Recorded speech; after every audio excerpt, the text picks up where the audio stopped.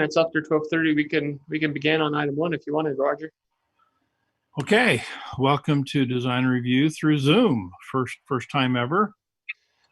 Item 1, Gary Winterton requests project plan approval for a sixplex located at 56 West, 400 North in the general downtown DTI zone, or DT1 zone, downtown neighborhood. Go ahead, Aaron, give us a review, and then we'll listen to the applicant. Sure. So this is it's over on 4th North, across from Old Chapel.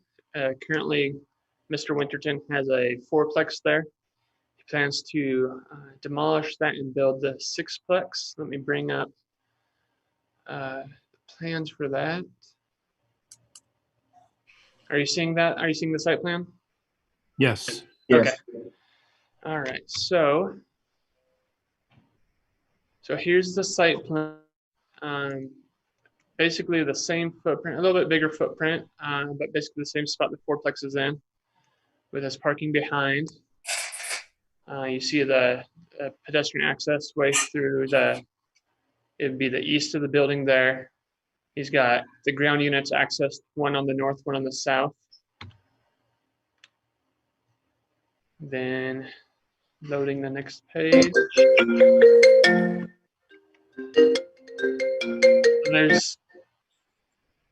There's the ground floor, so you can see the ground floor units 1 and 2. Then you've got the side access for the second and third stories, which look like this. So they're just copies, 3, 4, 5, 6, all the same. 2-bedroom units, so 3-level product.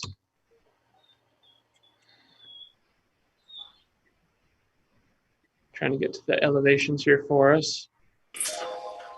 So there is what you'd see on 4th North, and there's the entrance for the second and third stories. Staff has reviewed this. So far, it's meeting all the design regulations for downtown. He's got the balconies. He's got everything he needs for downtown design standards. So I believe either the applicant or his architect is on here, so I can turn the time to them, or back to you, Roger, if you prefer. I'll jump in. Gary, I don't know if he can't get on. I think I just talked to him a little bit ago. But yeah, he's got this project. He's got the home that's there. I think this is a nice addition to the neighborhood, trying to match some of the flavor and the character of the neighborhood and the downtown area, and provide a building that will maintain itself over a long period of time. Harry, can I interrupt for a second? This is one of the secretaries. I'm trying to see if Gary is on the line. I'm just seeing phone numbers, not names. Do you happen to know the last two numbers of his phone number so I can allow him in the meeting? Yeah, I do. I just need the last 2 numbers.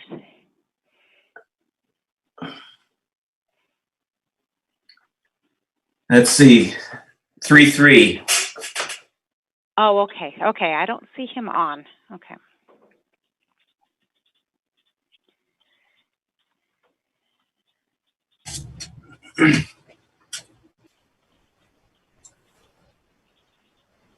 Okay, so Terry, you can continue. I don't see that number is listed. That's about, I don't know if you have questions you want to talk about, or. Do we have any images of the existing home that's going to be torn down? Yeah, let me pull that up on the map. It'll take me a minute.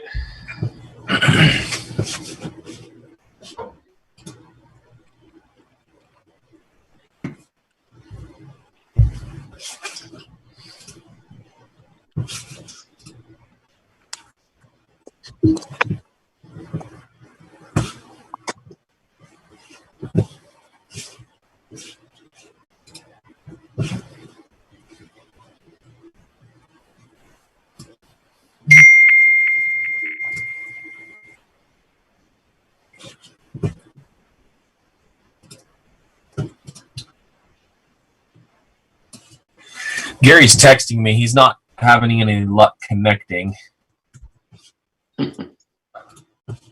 Maybe he can just call Terry, and then Terry can just put him on speaker. Yeah, we can do that. I can try to give him a call.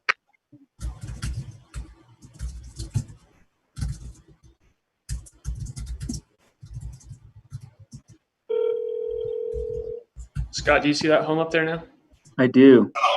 Hey, Gary, it's Terry. You're on speakerphone. I'm in the meeting. I guess you're having a little trouble getting on. Yeah, it's not connecting when I go to that link. So, Well, you got to love a world of technology, right? right. It says I need to register for this webinar. Screen. Yeah, Gary, it just requires your email to verify who you are. Okay, and I tried doing that, and it didn't. I'll try it again. Let's see.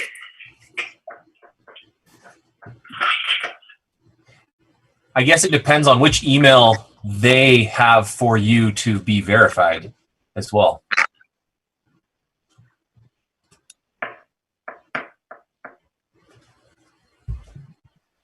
Gary, can you have? That says join a meeting.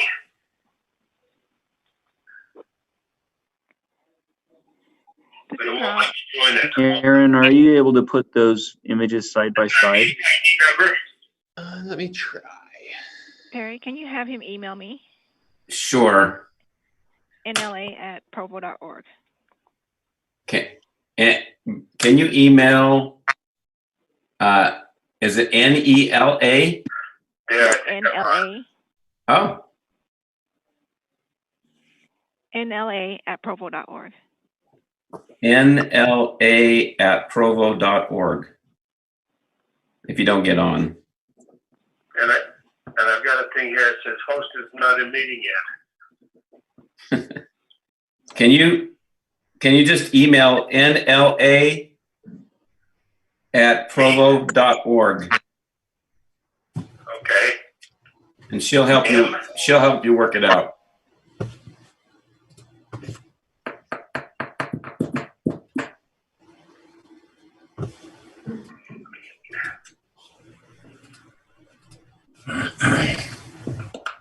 It might be as good as we can get, Scott.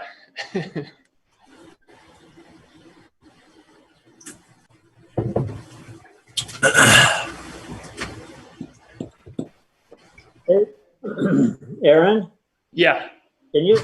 what is the rest of the neighborhood like through there?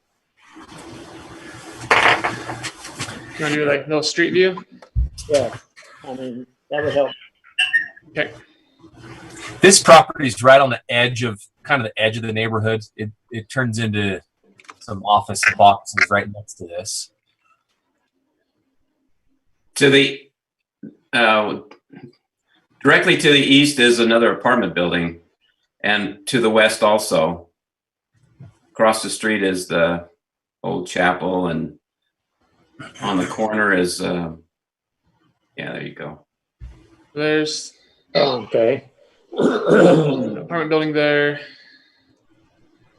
office over here, and then across the streets, like they said, it's the old chapel.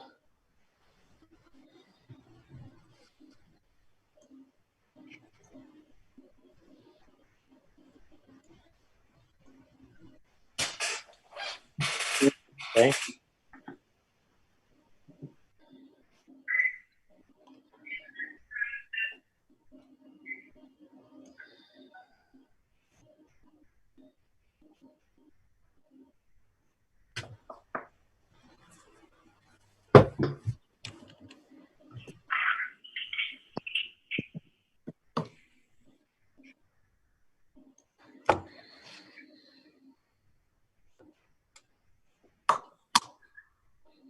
Okay. Terry, can you tell me again where I'm supposed to send an email to? It's N as in Nancy, L as in Larry, and A as in Anderson at provo.com. Org. Provo.org. Org, I'm sorry, .org. Okay. Okay. Yeah.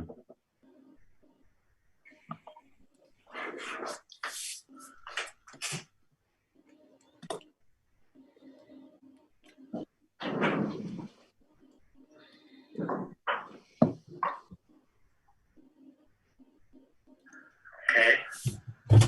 Do that.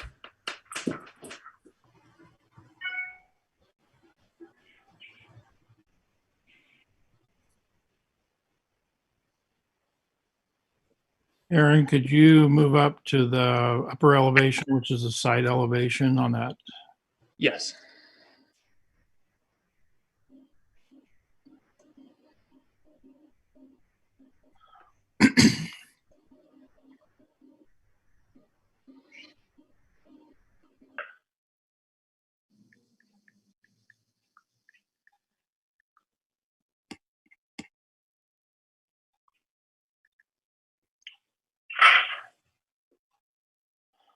Okay, any comments from members of the board?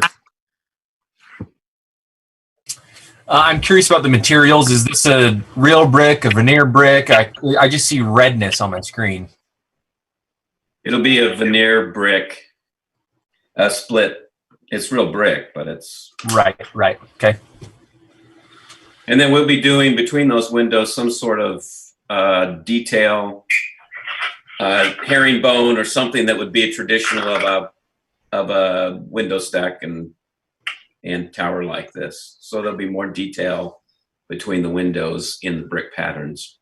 And then I see lines in the white. Is this going to be some sort of hardy siding? Wood batten on the vertical lines and horizontal siding on the horizontal lines. All the same color. Is this the same color brick as across the street? I have no clue. I didn't take this brick over there and put it up next to it. I have a color board that I can put up. Yeah, if you can lift that to your camera. Yeah, how do you do that, I wonder? Just kind of. Hold it up to your face. Oh, no, it's virtual. Oh.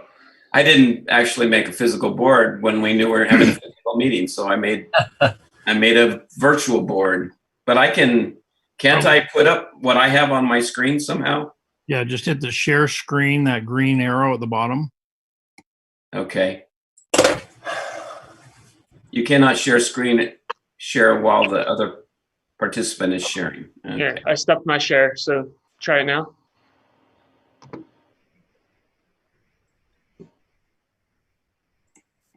Let's see here. Did that open it up for you?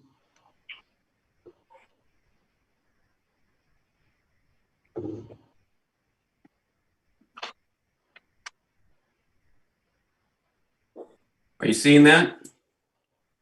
No. Not yet. Huh. Did you click share screen and then click on the one you want to Maybe show us? I'll try the share screen again.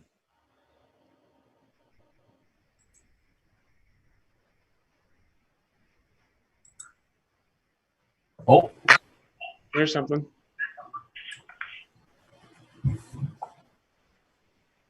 You seen anything yet? we see a blue blank screen. Yes, a preview.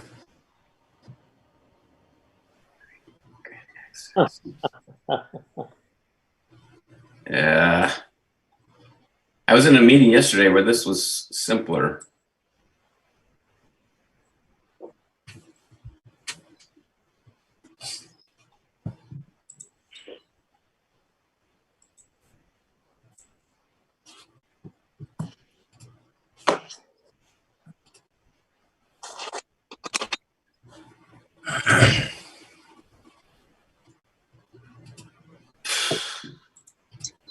Nothing yet? Just your blue screen. Yeah, maybe you could shoot it over to Aaron in an email or something. Do you want to do that, Terry? I can do that. Okay. AARDMORE at provo.org.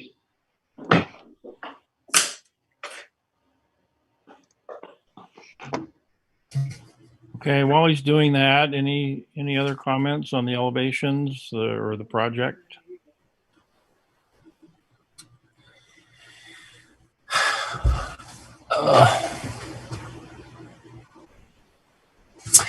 I really like the fact that there's a handful of, and excuse me, I'm not the architect, but I believe it's a Tudor style that's being torn down. And there's another one across the street, but the church doesn't necessarily match it. And the other apartment structure next to it is clearly totally different. So I am curious what sort of consistency can try to be created. I don't know. Terry, do you want to go ahead and stop your screen share? Sure.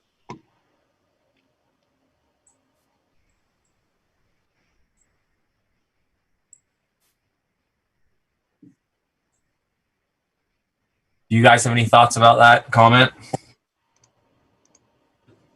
I assume that's why we're trying to see the color of the brick. Hey, Quinn, Yeah. are you lamenting the fact that the Tudor's being torn down? Is that kind of where the comments are coming from? Yeah, a little bit. And I see the need for the housing, and I like this project. But I don't know. I do just wonder style-wise. But again, I guess I'm apprehensive to lament the Tudor leaving because it's not like it's a Tudor neighborhood. So, well, There's some strong Tudor style on that street, really strong. Yeah, I can address that a little bit. The typical Tudor style has a very steep roof.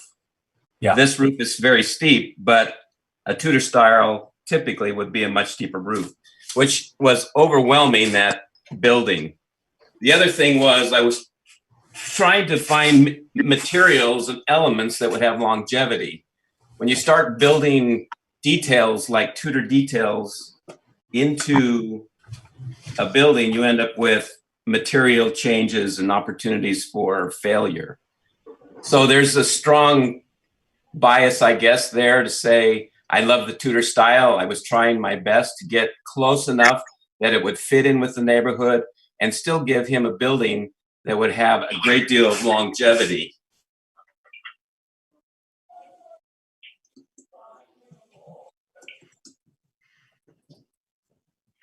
And also interest. I mean, I think it has a scale that's nice compared to the buildings across the street, which are overwhelming. This one will have a more residential scale to it. It has a nice entry to the east side, which is nice, and windows that add a lot of articulation to that, which you don't usually get with a typical Tudor kind of minimal window style. And I would say the big building across the church is nothing like that. And the building across the street, I don't think is anything like a Tudor necessarily. yeah, you're right. There's a lot of violations to that standard right there. So to do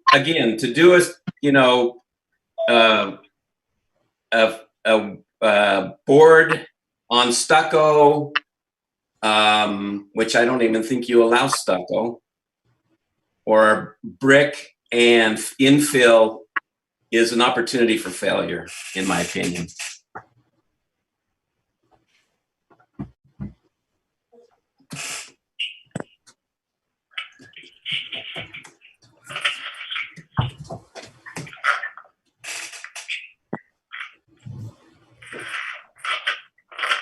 Terry? Yeah. With regard to that, Okay, Gary's talking now. Hang on. Go ahead, Gary. with regard to the Tudor house, I would like to have tried to save that house. From the outside, it looks really great, but there are so many physical challenges with that building there, as far as heating, electrical, plumbing. There is just, to fix what's wrong with that interior it just wouldn't work. So we did try to, we tried to keep it as close to, keep the feel of the neighborhood. I own a Tudor house across the street, and there's a Tudor one that's there on University Avenue. We did not want to create a box like it's on either side of this.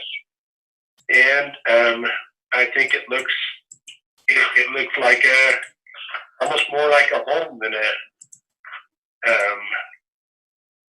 some of the other buildings. Yeah.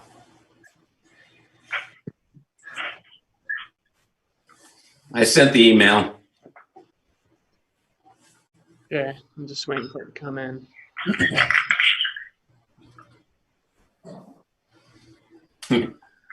I hope I did. There we go.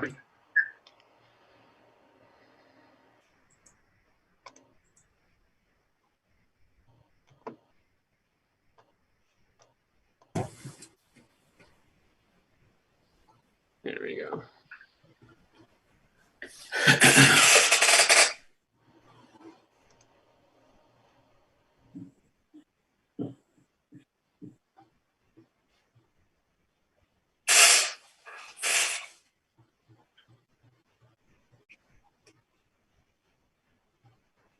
Everybody see that?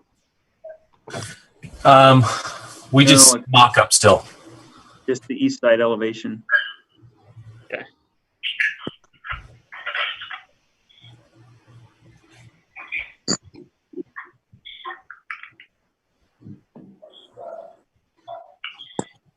Got it. Great.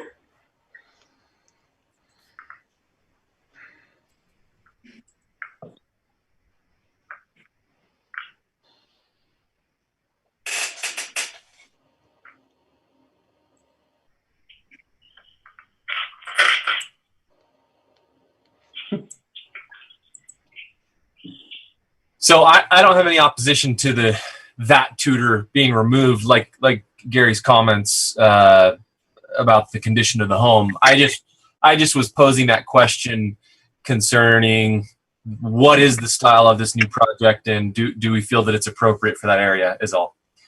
And again, I don't have any real opposition because I'm not the architect here. I wondered what the other thoughts are on the committee. Okay, Scott, you're up. Okay. Can we bring the elevations back up again?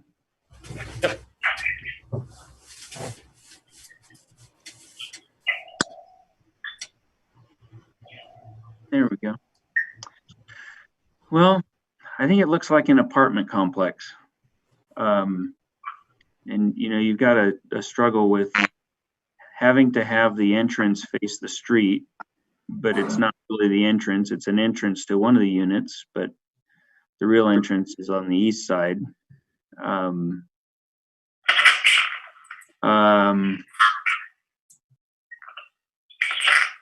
challenge that we've got there is 49.5 feet.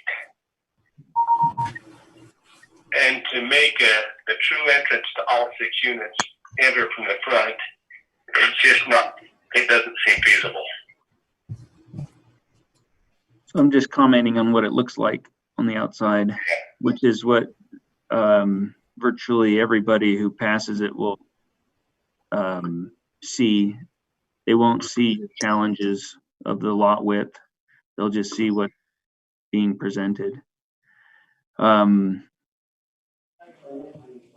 style, it seems like Utah apartment style. I guess one example would be the traditional roof, the main roof, kind of a lower pitched roof than the one that is more prominent on the east side and the south side. And then you got a shed roof over the door.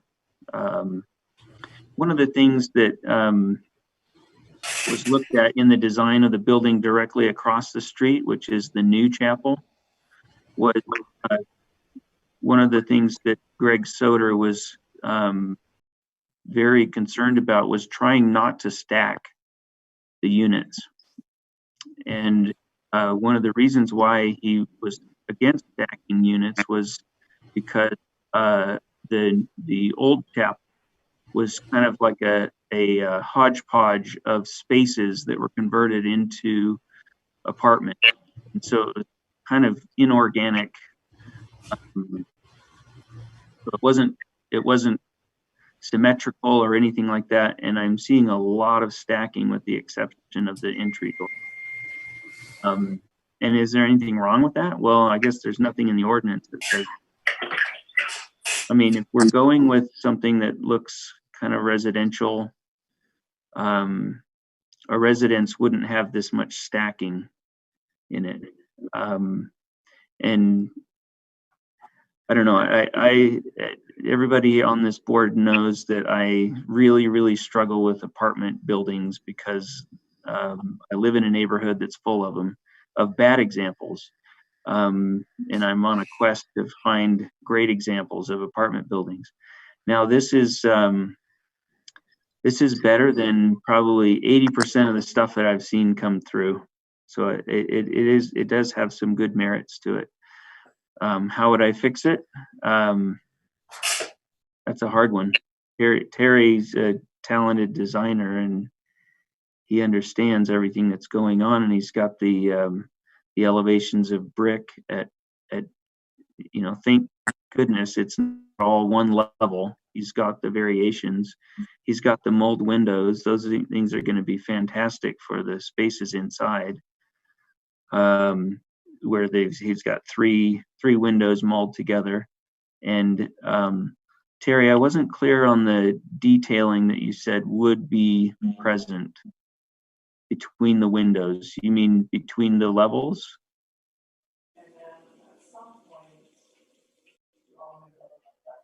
Terry, it looks like you're muted.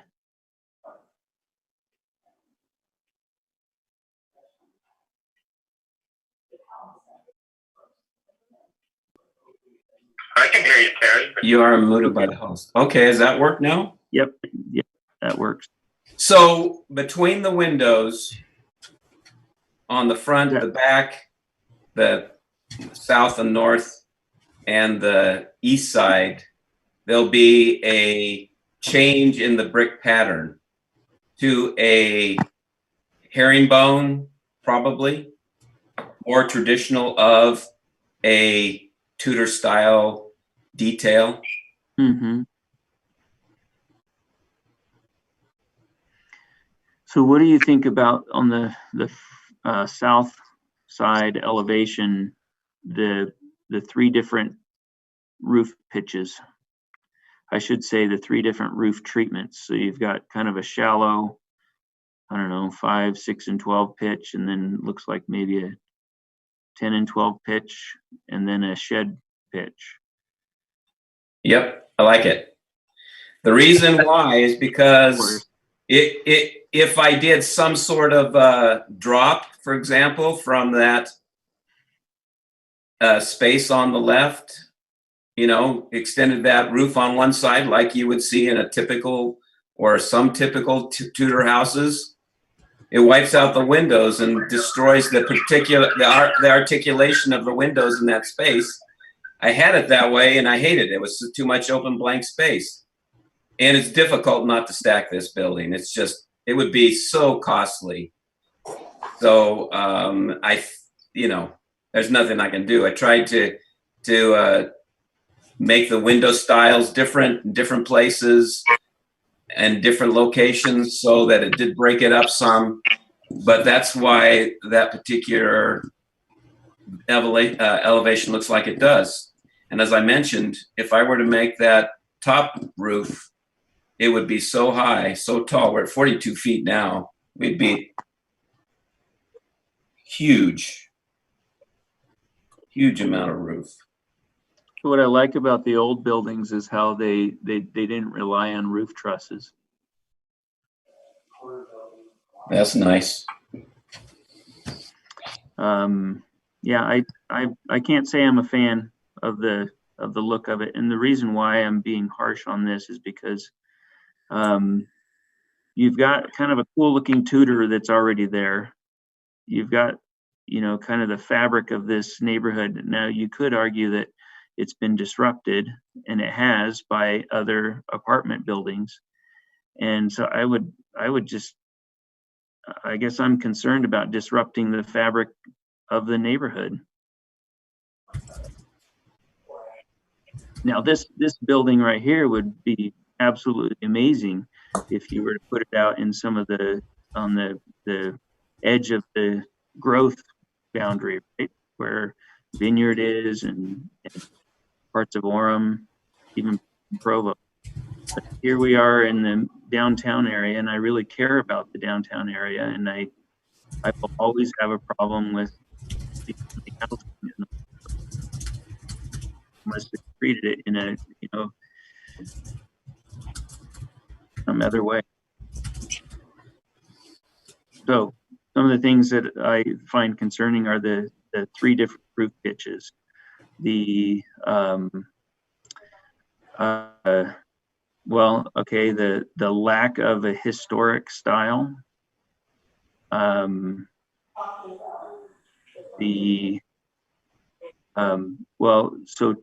says that there's going to be some detail there.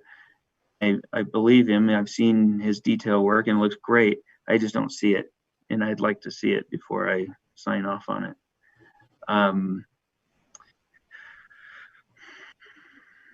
Yeah, I struggle with this. Hey, George, do you have any comments?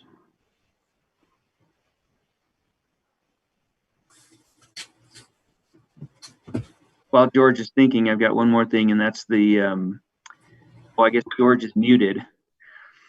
I see the south side, the front entrance, or I should say the entrance to the street. This is your street view. Angie? And I just feel like this door isn't quite working. You have a door that's going in and there's no sense of entry, like to I guess it's a living room, but I see just a really small window off to the left of the door. I don't really see any living room windows or anything that kind of reads as come to my home kind of a thing. This is it seems like it's just meant to comply with the ordinance. Oh, if he doesn't, I'll get off and go. George, we can hear you now if you wanted to share some thoughts.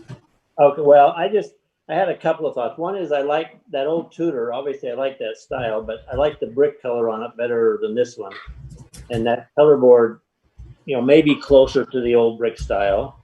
The south side, I'm not particularly fond of that little porch area over that door because it looks like it needs to have something holding it up rather than just the one beam. But that's just a personal opinion. I guess, I hate to see the old Tudor come down. The one next to it is this flat roof white one, but eventually that one's going to come down and somebody's going to do the same thing there that this one's doing. So I'm thinking, well, this is the way the neighborhood is going. So I don't really have any concerns about it other than, like I said, the brick and that little porch that looks to me like it needs something else to hold it up.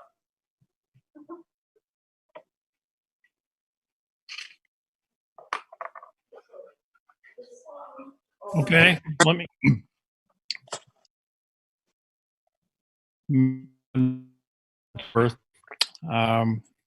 I lived about a block and a half from here for 13 years. I used to home teach the people in the flat roof apartment building. Very familiar with this area. And it's a hodgepodge. It really is a hodgepodge. And so if we're taking something out, we ought to improve it. And I think I would say first blush, this is an improvement from what was there. I really like the east elevation. I like the detail. I like the pop in, the pop out. I like the design elements of that. The south elevation, I'm okay with the entry. I'm okay with the windows and the pitch. My my eye is objecting to is the big square vent in the gable end. That totally ruins that elevation for me. And I don't know, Terry, can you reduce the size of that so there's more negative space between the vent and the soffit? Can you lower that? That's really the most out of proportion thing of the whole complex for me. The verticality of it, that, like Gary said, that is what it is. Being a lot, and I actually kind of like that. I don't mind that at all. As you go around the block, there's a lot of verticality on that block, and on the north end of that block, there's it's a kind of a yellow brick. It's got a high pitch, the pitch similar to this. So I think, I think Terry's done a great job. He's creating his own identity for the building. But I just, what's your thought on that vent in the upper gable, Terry? I can do anything to make it smaller. I mean, that's easy. The intent of that top floor is to have vaulted truss, so it would have to be pushed up somewhat in that top part.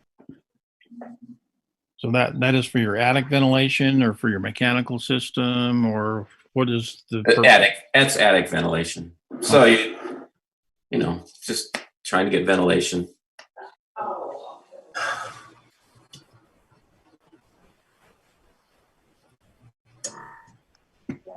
Okay, so we got a bunch of different opinions. Anyone have any more? Do we have the west side elevation?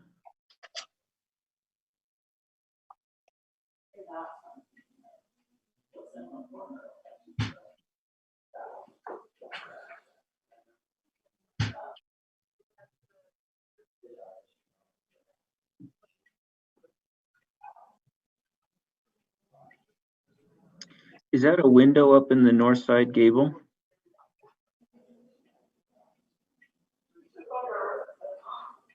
North side. No, that's a vent.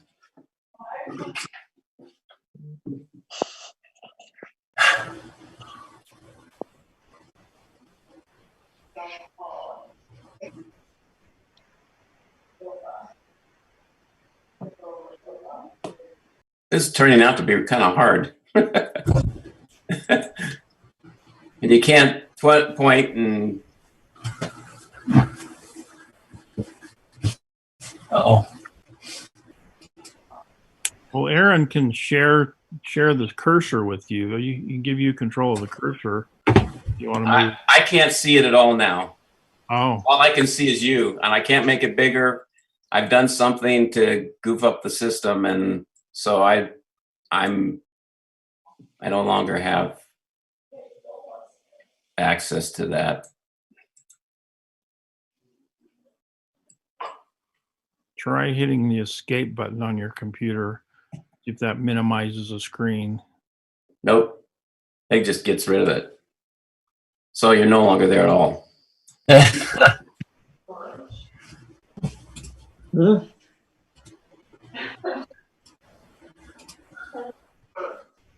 So I just sent a earlier version of this building with the detail that I'm talking about between the windows, just to give you an idea what that would look like.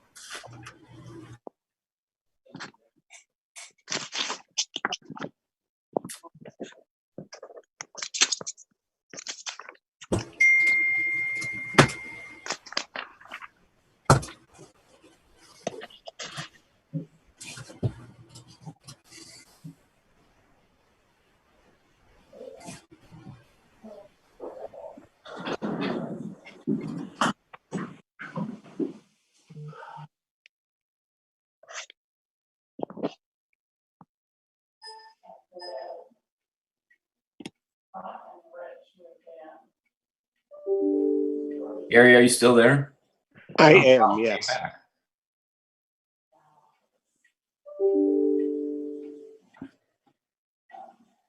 I don't know. Is Can you that? see anything yet? Yeah, I have it now. Okay. Can you go in on the windows on the east side elevation? I don't see it, the detail, but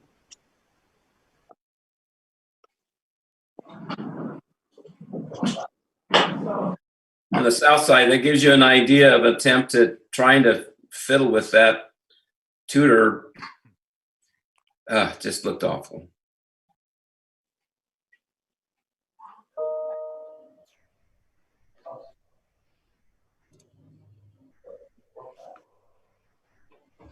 Aaron, can you zoom in by those windows a little bit? On the east side.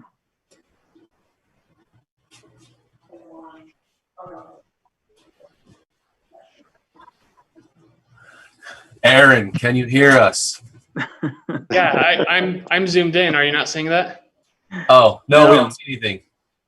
I mean, we see the same picture. It just there's no zooming in on it. Oh, Ah, there we go. Sorry. Cool.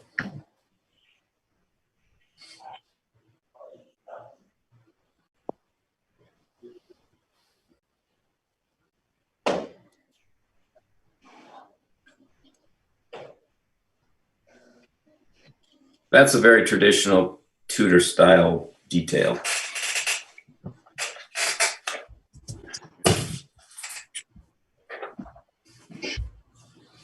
Do those windows set back or the detail set back, or is it all on the same plane as the wall?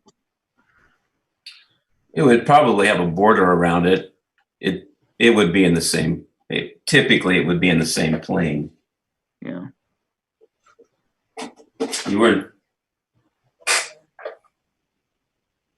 You're building a home out of basically wood and mud and bricks, and so things were all over the place. Yeah.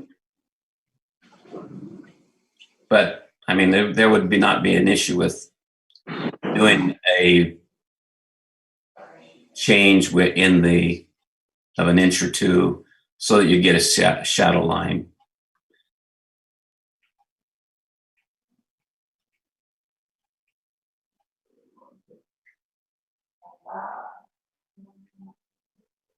Okay, Aaron, let's go back to the proposed elevation.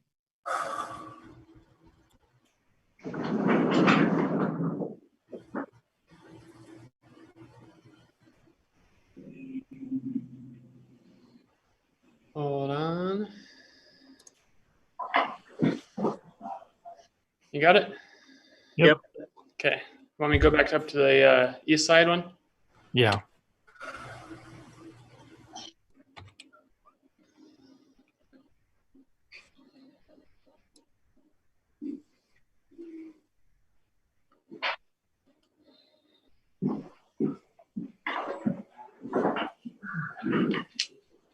So at this point, Terry, you could put the herringbone if you wanted to between the windows. We will be putting. I like that a lot. We will be putting a detail between the windows.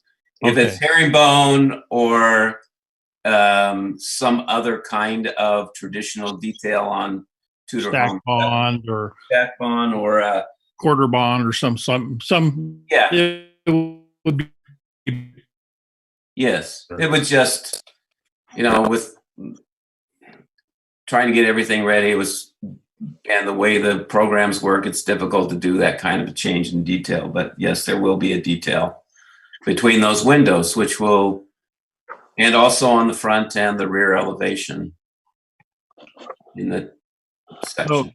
so what I'm hearing and seeing, maybe to help you a little bit better, Scott, is they're trying to put a little more residential and a little more high-end detail to the quote-unquote apartment building, which, I would applaud them for that. Yeah. Hey, this is nothing like a traditional apartment, but we've got ins and outs, ups and downs, fenestration, windows with mullions. We've got double hungs instead of sliders and all that sort of stuff. The detailing on this building is nothing like you see anywhere else. Are they wood windows or are they aluminum? They'll be aluminum. Nobody, again, having that pop out for a Tudor, which doesn't necessarily make it Tudor, creates an opportunity for failure. Plus, you don't allow stucco in this downtown neighborhood, which would be the traditional finish of a Tudor home. Right.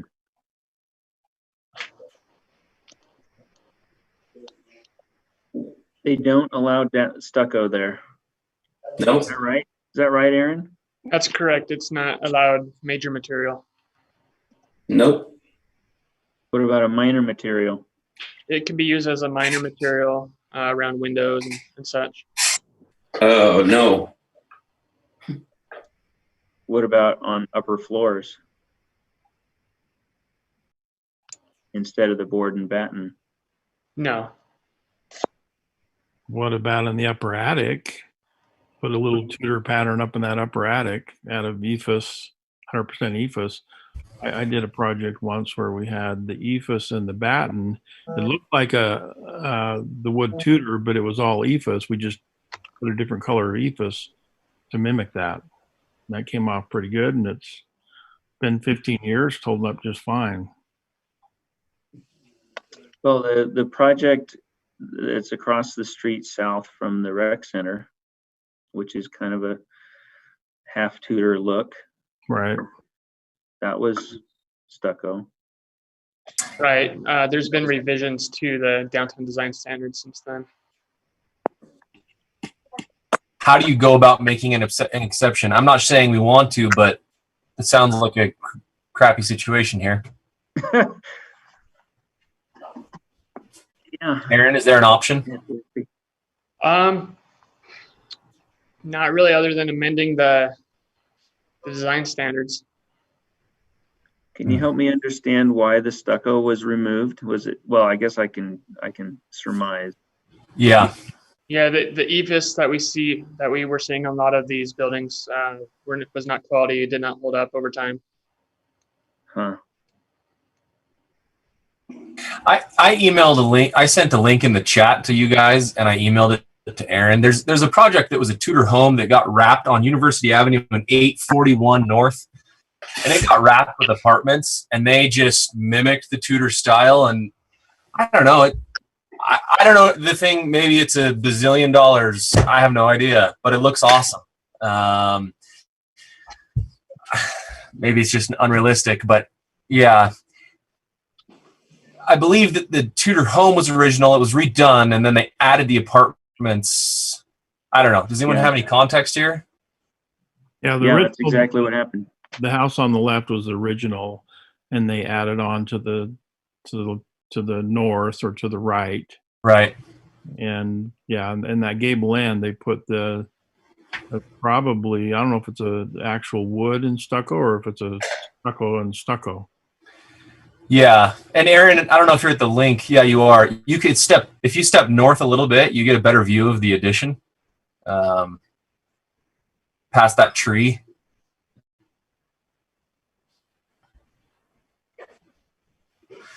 Again, I'm not saying we should do this, but I just wonder if it's an option. And see, here we go.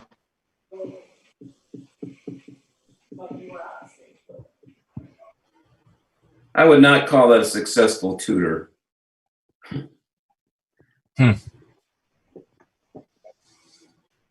Yeah, there's issues with it, but I do agree with Quinn that that it is stepping in a right direction.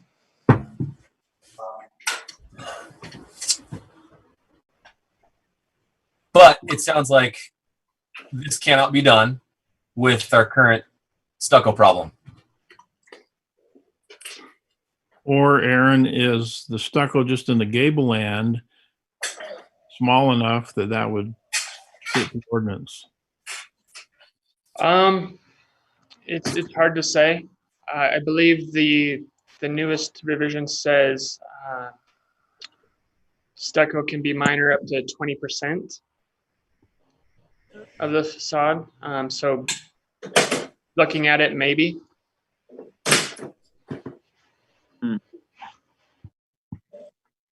So Terry, do you have any thoughts if you were to just put the gable end on the south elevation? Yeah, Terry, maybe you're just cringing during this whole conversation. I'm sorry. I am pretty cringy. I don't have a problem because it's a better material for the gable end, but to throw some fake board stucco things up there and say, "Oh wow, this looks like a Tudor," all of a sudden, ain't going to happen. It's going to look terrible. Yeah, well, if you brought it down to that level of the vertical board and batten and just kind of played with that whole idea from that upper level all the way up to the gable end. I don't know. Will that be allowed? That looks like more than 20, or yeah, that looks like it'd be more than 20% of the. By my empirical calculation, it would be less than 20%, and it would be allowed. And then what do you do when you turn the corner? Is it only on the okay. Like I said, what do you do when you turn the corner? And then you've got that whole face on the east side and the west side. Is that all allowed to be stucco? Is it just the street side? No, it's all four sides. So there's no way. Independently. That's not going to happen.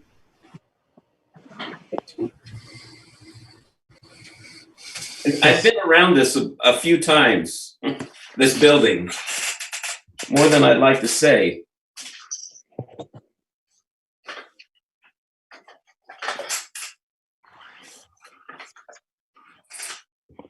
Okay, so we're short of any more discussion.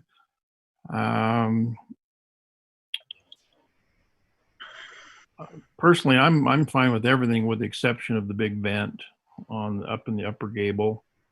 I'd like that reduced in size. I cannot make a motion, so I would respectfully request a motion on this project.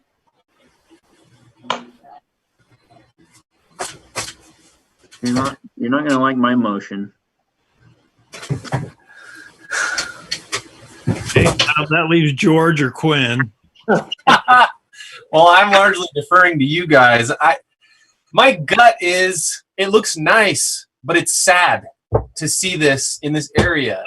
I think it's a quality product, and I think it does look nice. I don't know. That's why I was hoping someone else would have a motion for me to just sit back and take it. So I do think it looks the same way. Nice. Yeah. I guess it's just that in our community, we have a lot of these cool historic homes that represent different pieces, and we do not have a lot of Tudor. And the fact that we have a few in this area makes it just so sad for it to go away.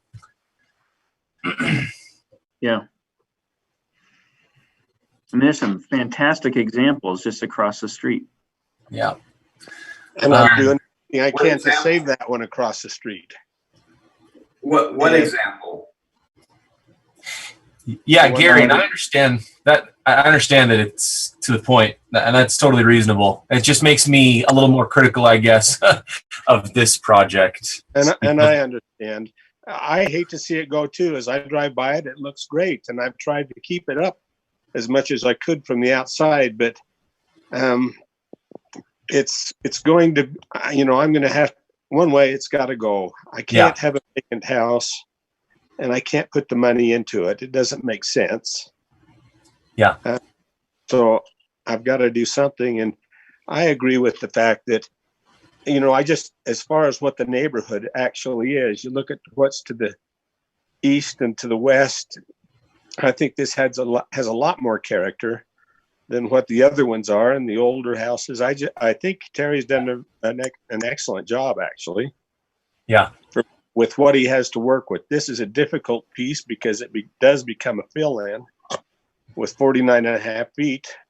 And ultimately, maybe I don't know, I've got to get this even more, but it may need to be a parking lot at some point for the office building that's on University Avenue, and I don't want that. Well, I don't believe think that's allowed either. Yeah. And so I just need something, that I have to be careful with the economics. It just doesn't make sense to rebuild to maintain that other one. Yeah. Hmm.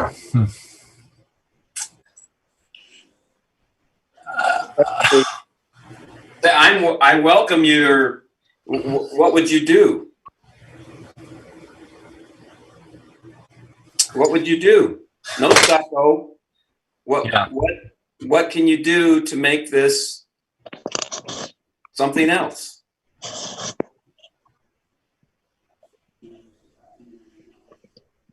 Yeah, no, that's a great question. Well, you can.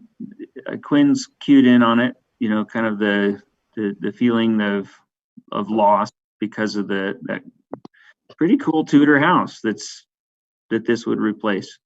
Across the street, there are, and to the east, there are two Tudor homes right there. One of them has the law office in it, and I believe the other one's a rental. The other one's mine. The other one's yours, Gary? Yes. Okay. And I baby those along as much as I can.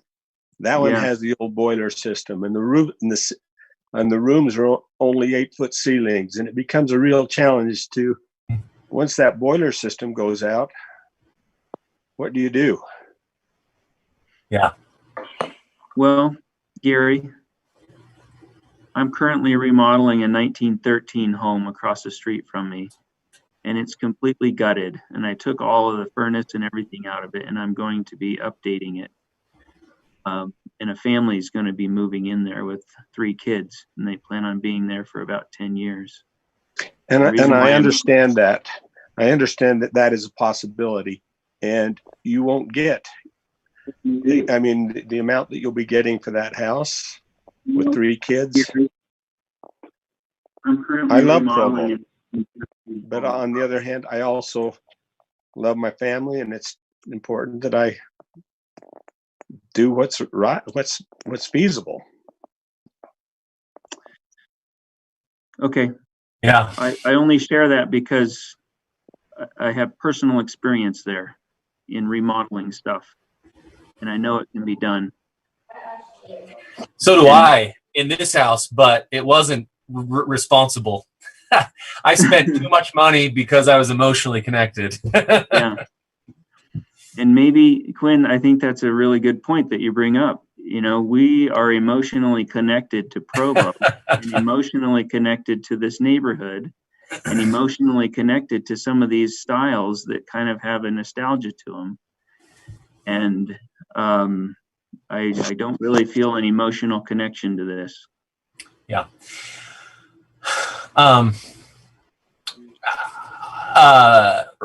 Roger, what would your verbiage be for emotion about that vent to try to find a better buffer between the fascia? To create some negative space between. Yeah. To reduce the proportion. I mean, the vent's there from a code standpoint. You got to have ventilation. Right. But I would lower the bottom of it so there's more negative space between the soffit and the top of the vent. And if we could reduce it 75%, I would do that too. Yeah, and it sounds like the comments were that maybe there's not a lot of room and flexibility there, but maybe that means the pitch comes up and it's a little more Tudor, and now you get the space. I don't know. Terry, what have you considered a ridge vent on there to reduce the size of the vent on the gable? I have no issues with reducing. We'll figure out another way to get the ventilation. If you feel like that's out of scale, and I can see how that would be out of scale, I can reduce that size. You make choices, and then you look at it, and you say, do you like it? Do you not like it? And And I went after it because I thought maybe that big face needed something in it rather than just a big gable end. Yeah, I would say less is more in this case. All right. Yeah. Well, what it really needs is Tudor stucco with some boards, but maybe we can't do that.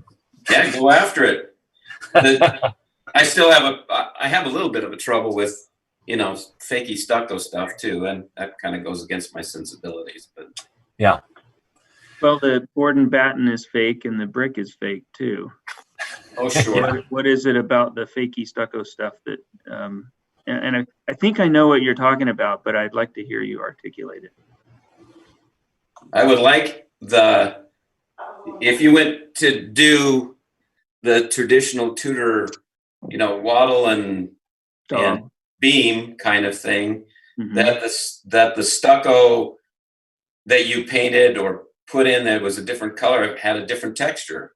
So you would see the stucco as one texture and the boards as a separate texture, not a stucco texture. Oh yeah. Well, yeah, of course, that would be at the minimum. Yeah. I hadn't even considered the accents being stucco texture because I didn't even know that was a thing. So you've got to deal with that, and the contractor goes to do it, and he goes, yeah, we can just do that and throw it up there, and we'll put a little foam on it and stuff around it and paint it brown. Yeah.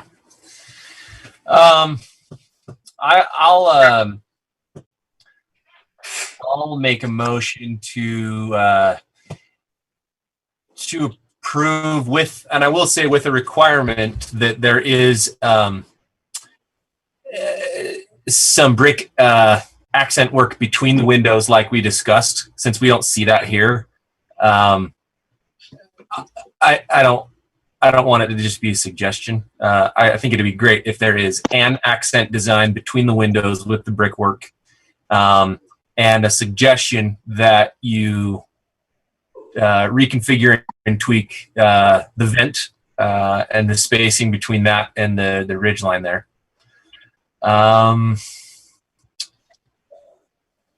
Is there any other chunk that's reasonable to add?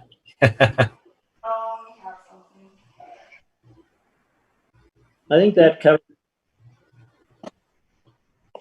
Okay, with that, we have a motion. Do we have a second? I'll second it. All in favor, say aye. Aye. Aye. Any opposed? Yeah. Okay, so we have 1, 2, 3, 4, and 1 against. So the motion passes. Quinn, just so you know, I do appreciate those suggestions and I agree with them. And I will, that's important to me too. Yeah. And if you have a better, I don't know if I have the ability to fiddle with the plan very much, but if you have something on the exterior you think would make this more Tudor, and maybe I'll go after it again and we can look at it perhaps, but I'm certainly open to it. I mean, that was the start of this whole thing, was Gary's desire to make this match into the neighborhood and to make it work. But with the constraints of the city and the constraints of the building, I found it really difficult to try to get some of those Tudor accent details in the building. Yeah, and maybe Aaron, I'd love to communicate with you after this and see what is the process to get an exception on a project like this for that percentage of stucco. Obviously, if hoops were jumped through to get a higher percentage of stucco, I would hate for the brown accent to be stucco. I would hope that it's some sort of board, but I don't know. It could be metal. It could be wood. The problem with maintenance, the wood over time is a maintenance nightmare. Right. And the joint between the material and the stucco is Right. potentially a problem. I don't have a problem with it being stucco, I guess, if I can make it look like it's a separate material, like it's a flat sanded wood, and the stucco could be a nice texture, and Yeah. that whole upper level could be all detailed out. But when there's no stucco on the building, what do you do? You guys, we do have a second item if we can move towards that. Okay. Okay, Thank you. we'll move on to item 2. Brent Tippett's request project plan approval for the Provo City Center building be located at 495 East Center Street in the general downtown DT1 zone, downtown neighborhood. Okay, is Brian taking the lead? I am. Brent's brought in some boards too, so that if you like the touchy-feely, you can come into the office and do that sometime. Of course, we'll ask you to wash your hands before you do and after.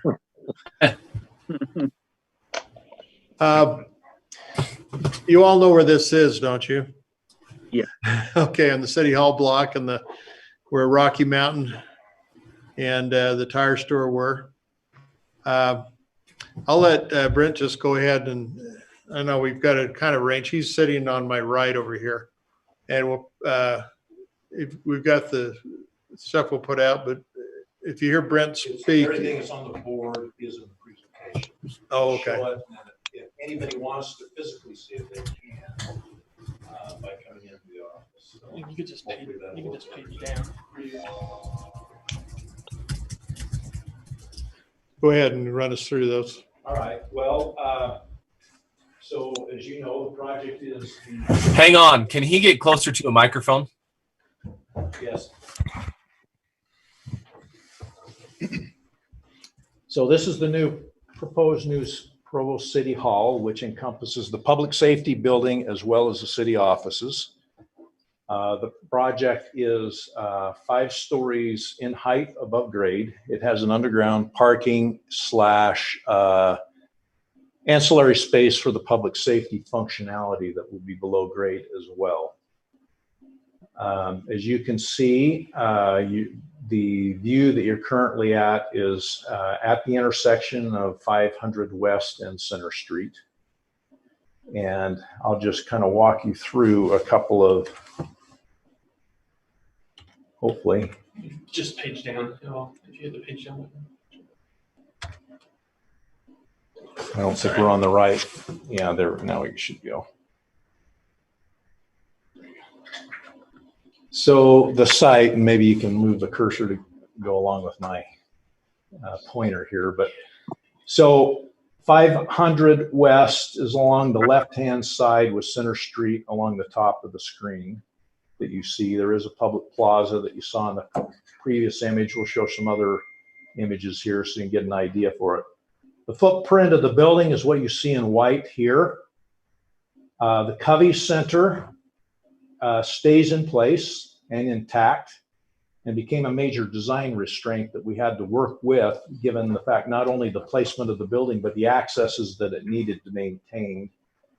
We do have a 10-foot separation between the Covey building and the proposed new building. That area will not be accessible to the public. It is used as an exit way from different elements within the building that will have secure egress doors on both the north and the south area between the two buildings. The project does include new parking area that's primarily for the public out here, as well as a kind of a plaza area. And there's an east entrance that comes into the building that will allow those that are driving to the project to be able to have access. But there is also an access point at the northwest corner off the plaza as well. Those two entrances connect together. And actually, the connection between those two becomes a separation of the building itself between the public safety on one side of that public area and the city hall functions on the opposite side of that. There is an enclosed secure parking area here that will serve to meet the needs of the police department. That's where their patrol vehicles will come in and out. There is a ramp that comes off of 100 South that goes down to that lower level and accesses that lower level here. And that includes when they bring in those that are incarcerated, there is a sally port down below. And so they would be coming through. That'll be a secure area there. So that's an ingress and egress ramp there. There is an egress only ramp on the north side to Center Street that goes out on the very northeast corner of the building. And the purpose for that is it's a safety issue that we have that ramp there so that if there was ever an instance where the police were trapped because somebody, they had a shooter or something on the south side, they would be able to exit and get out to address the issue. So that's the purpose for that. That's not anticipated to be heavily used. So the right-hand side of your site plan is we are showing parking there that will service the new facility, surface parking. And then at the top on the north-hand side, you do see a white representing a footprint for a future building or development that would occur along Center Street. So everything that's on the block that would be between 400 West and 300 West is really, it's planned, it is in our current plans to have it, but there's also an RFP that's paralleling the construction on this site that for redevelopment. And as part of that redevelopment, if there's a requirement that those stalls would have to be replaced as part of that redevelopment and likely in a structured parking element of some sort. Currently, the fire station portion of the existing building is going to stay in place or is proposed to stay in place until there is a better plan as far as what's going to happen on this block. So that's more or less the lay of the land.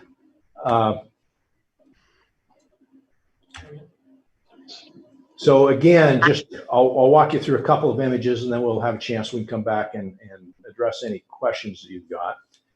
So this is the front of the building. Obviously, it is a very modern structure.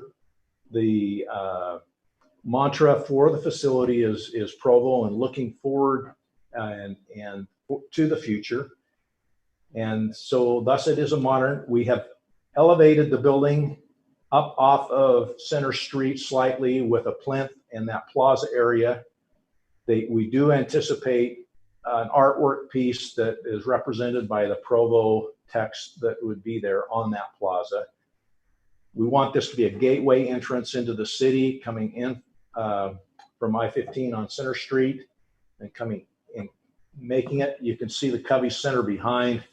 In some ways, we're actually trying to screen that side of the Covey and address that. There is an upper level, fifth level terrace area that will be an area that's actually off of the mayor's suite, and there is a couple of roof terrace areas that will be provided as well. And then this is a bird's eye view from the back side, looking at the Covey Center on the right-hand portion of it. That public parking area in the foreground that you see. You can see the ramp that goes down to the lower level here for that secure below grade area. And here we have the secure patrol vehicle yard that will be fully screened and secure in there. And then this is that entrance that goes in from the east-hand side that for those that park out on the east of the building, they'll be able to enter the building here. Also connectivity with the Covey Center as well. So the materials that we're proposing on the building is first off, we are planning on 2 brick elements. A good majority of the building is actually out of brick, as you can see here, and I'm sure you're challenged to see the actual colors in their true form, and that's where these samples will be able to help you if you choose to look at them. So these are the exterior materials. The brick, the color of the brick is actually the same. One is raked and the other is the smooth face that provides the lighter and darker finish to it. We have a GFRC element that takes up a good portion of the building as well. The GFRC will be three-dimensional planks that will be set at 3 different elevations and random patterning. The glass has a green tint to it. It's actually a clear glass, but it provides this green cast that we believe ties in closely to the other colors that we're using. And then we have some metal panel on the building that would be represented by 3 shades of gray that would be utilized. And I'm going to go back now and explain a little bit about where all these materials would occur. So first off, on the base of the building, I'm looking on the left-hand side, if you can see the cursor there, that is brick. And then you have the upper brick. You also have this is the GFRC, where you can see a texture to the material on this upper portion. That is all the glass fiber reinforced concrete. The lower level again goes back to the brick on the west facing side. And then there's a combination of, as you move around, there's some more GFRC and brick as well. Now we have sunshades for these windows that are facing to the west. These windows are out of those 3 different colors of metal. They're 3-dimensional as well. They come out and provide a shading device for the windows that go into the building there. For your reference, the city council chambers is just off of the public plaza to the left here. So that's where the council chambers will actually sit in relation to it. There is a community meeting room off to the right-hand side of that plaza area. So those 2 major functions are right up front in the building. And then of course the glass you can see represented here. Those are the materials. Then as far as the landscaping goes, we've got landscaping plans here. We have met with the city staff. We are complying with the city street frontage standards as far along Center Street, along 500 West, and also along 100 South. So we are complying with that. There will be new plantings. Combination of what the standards have for the different areas would include the tree grates, trees. There is on the 100 South, there is, I believe, no, that's incorrect. I was thinking that there was sod along there, but we have the grates and the trees along there as well. So along those 3 sides, and then there's some brick paving between the grates as well, as you're familiar with the downtown standard. We can get into more detail on the landscaping, but maybe in the interest of time, I will leave it at this, and then we can delve into anything in more detail that you may have, questions, comments. Okay, thank you for that. Open it up for discussion. Anybody want to comment or ask any questions? I have some questions about the other half of the block between 3rd and 4th West. I just need, I've already said this in 15 other platforms, but I just need it to be that I document this clearly. If we do a surface lot here, it's the biggest waste of opportunity in our downtown. And I know that there are proposals out there, but every time I hear about this building and I see renderings, there's a whole bunch of asphalt in the middle of our downtown. And I know that there are a lot of developers who are excited about the possibility of developing that full block, not just the retail frontage. I I hope that there are some very nice proposals. And my fear is as we approve landscaping and move down this path, this opportunity vanishes away for our downtown to thrive with this whole freaking block. And if it becomes a big asphalt for parking, what comments do you have about that? Do you know what proposals are coming forward? I'm really afraid that we're going to miss a humongous opportunity. So this has been a conversation that's gone on for over a year as far as that block, and it's hard to answer your questions. There's nobody at the table that doesn't want that to be a magnificent development that would come in and contribute to what Center Street, to the new city center project would be. The problem of it is we can't present anything to you as far as what it is. We don't know what it is. That's why it's been escalated by administration to try to get something out there and get something going on it. The hope is we never build any of this parking or do any of the development on this eastern portion of the project, that it actually folds into this development project. And that would be, everybody's best interest, and also be a financial benefit, because we wouldn't waste money putting in a parking lot and landscape areas that just turns around and gets torn out. So we're hoping in the short future that we'll be able to have more information as this RFP is out there to developers and we start to see proposals come back. Okay. There's nobody that doesn't share your concern there. Yeah. Yeah. And I know, I feel like I've been, I haven't been doing this for too long, but it's been long enough to know that if we all share concern, but we keep acting this way, nothing happens. So understood. Yeah. All right. I appreciate it. Lynn, I would second you. I would second the motion. Yeah. I'm texting the developers in Provo right now to make sure that they're working on this. Good. Do you know, so are we hearing from like PEG, Cowboy Partners? Do you know who's working on that? Any idea? I do not have a list of those that are looking at it. I can, just having some insight into development in Provo City, I'm pretty well sure that both of those that you named would probably be looking at it seriously. Okay. And others.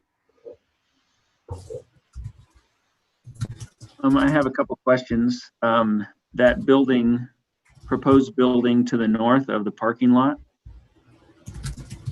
lighted parking lot. So understand that we're not proposing a building as part of this development. It's actually, we're representing it as a landscape area for the reason that it was previously identified that we didn't want asphalt going up to Center Street. Okay. So is it possible that a building would go there? So I'm not sure where property lines are or what the edge of the parking lot. So that entire block is really on the development plan for that. And I do know that the planning for Center Street requires street frontage structures there. So I wouldn't anticipate anybody that would be developing not putting buildings right up to the sidewalk there. So to echo Quinn's statement, if a parking lot would be put there, how much depth does that leave for a building to go on Center Street? North to south, what's that dimension? That, first off, the space that is represented is, we put in a green space that we thought was a substantial buffer along Center Street if there was a period of time that no construction was to take place. And that is just roughly 80 to 100 feet. Okay. So that exact dimensions, but it's substantial, as you can see. Everybody would love to probably have more parking in this area at the same time. It's also not prudent for the city to spend a lot of money on this that again just gets replaced. Our hope is we don't have to spend any money. Parks and Rec checking out the demand for bocce ball. Okay, so to the east, that where Vid Angel is, that building is roughly 120 feet deep. Across the street, I mean, it varies a lot, but 80 some odd feet is kind of the minimum. So you're what I was hoping to do was not to hinder. We all know if the parking lot's built, then the next person that comes along is going to assume the boundaries that the parking lot creates. That's what I'm trying to find out. Okay, so on the 300 West, the parking that faces that street, I thought there was some sort of ordinance that said that there can't be a parking lot closer than say 20 feet from the sidewalk. No off-street parking closer than 20 feet. Am I confusing the zones there? No, again, we haven't designed that area. We're leaving it as is right now until we see what these RFPs are. We don't want to install a whole bunch of street improvements on there, which would be curb, gutter, sidewalk, all these things until we know, plus, going through the construction, going through everything else. We just didn't want to come in and have that finished off right. Okay, so I'm hearing a response to my answer is that's not really the design that will go there. Correct. Right. Okay. It's temporary. So the fire station's still there too. Eventually the fire station will move. But under this budget, there's not budget to do that. And so they had to work around and leave the fire station, leave the parking, leave some of those other things. The parking actually is larger at the fire station because it extends somewhat to the west of the current building. And creates the radius for the fire trucks to come in and different things. So got it. It's allowing for the fire station without a final design. Okay. Let's see. Can we go to the entry to Provo statement elevation? This was the elevation. I guess it was a 3D. Shows the Provo sign. Yeah. Hang on, we're a little technical difficulties here. By the way, on our quick calculation, where we, believe it or not, are over parked for what the need is for City Hall. But again, the idea is, as things are in a state of flux, you're creating enough parking that if right now it gets crowded when you have the health center theater with events there during the day. So it gives a little bit more leeway. But by our calculations, if we had 100% of the employees at work that day, had a massive number of visitors, and and then there's a break of 70% in the downtown area rather than the 50% that used to be there. We're over parked still. Okay. Okay, so on this right here, this elevation, I was under the impression that there was brick, that this is, well, I guess from this elevation. This is all brick. Okay, that's all brick. So the brick continues around at the street level elevation. Okay. And GFRC is through here, and it does come around here as well. Okay. So what I'm seeing doesn't match the color boards, basically, in terms of color and texture, because it looks like stucco. Yeah, it's always challenging to try to meet the exact colorations. That's why we do have the color boards we'd like you to look at and see. But they're on the warm gray sides. And the GFRC is lighter than what you probably are seeing on the screen. Yeah, I don't have any issue, I think, with the GFRC. It's the color of the brick that I'm not visualizing Because what I'm seeing, the symbolism that I'm seeing, it reads as stucco. There's no stucco on it, the exterior. It's brick, GFRC, or metal panel. Can you zoom in on that rendering? Does that have any texture on the rendering that you can see? Let me see if we can put the board up in front of the camera. Let's see. Can they see that? No. Switch to the. Your screen or Your video's off. Just like we've got to switch to our camera. You got it. Oh, New share. yeah, that's what. Sorry, I was looking up. I'm hoping this. Well, let's see if I can get the lighting on this right to show the color. Your video is still off. Okay, let's see.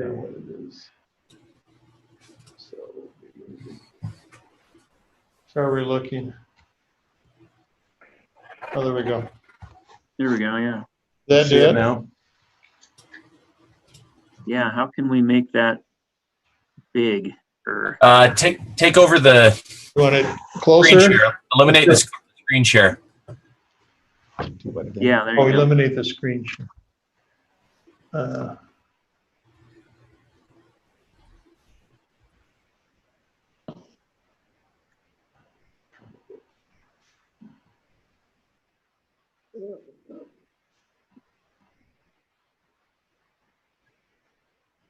What do you see now?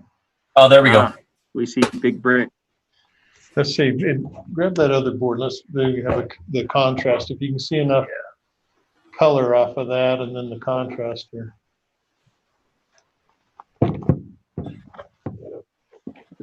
It's almost looking like a salmon color. Okay, that light changed. Yeah. Sorry, we're trying to keep it under the lights, but Yeah. what if I lay it flat? Oh, Maybe we'll okay. just turn the camera. That was weird. Yeah.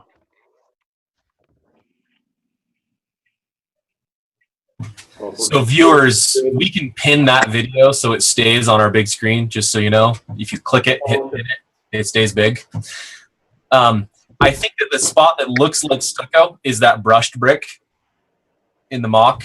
This one here. Yeah. I think that's what's appearing as stucco in the mock-up, I think. Well, we'd Yeah. even be willing to update our renderings to try to represent that a little bit better to you. And that's what I was kind of getting at, is that it's hard to see what that would look like. Yeah, this is almost like a. Yeah, I have no issue with the GFRC or the metal panel. It's just the brick. Okay. Okay, if we can share now the rendering again.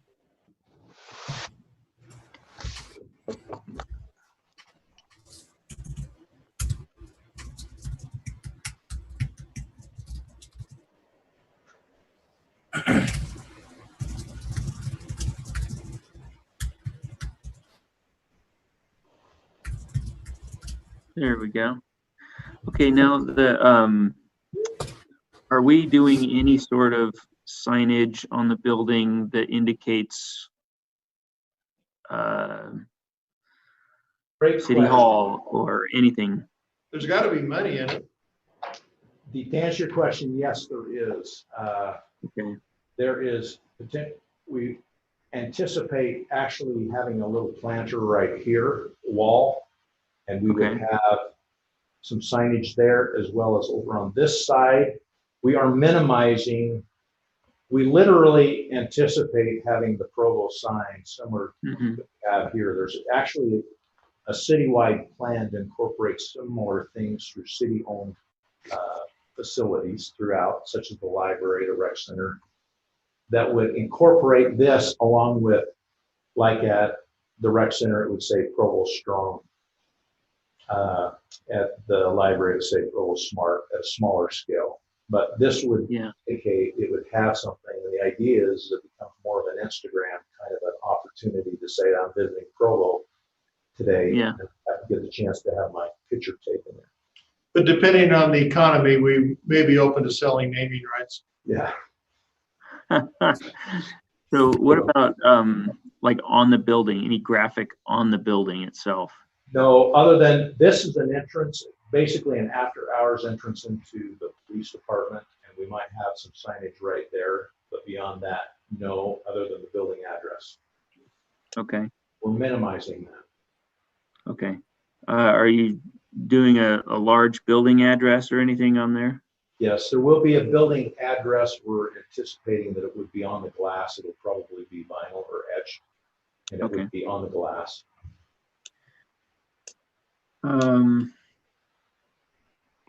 So right here, from what I can see, Roger, I'm sure is going to have some comments here.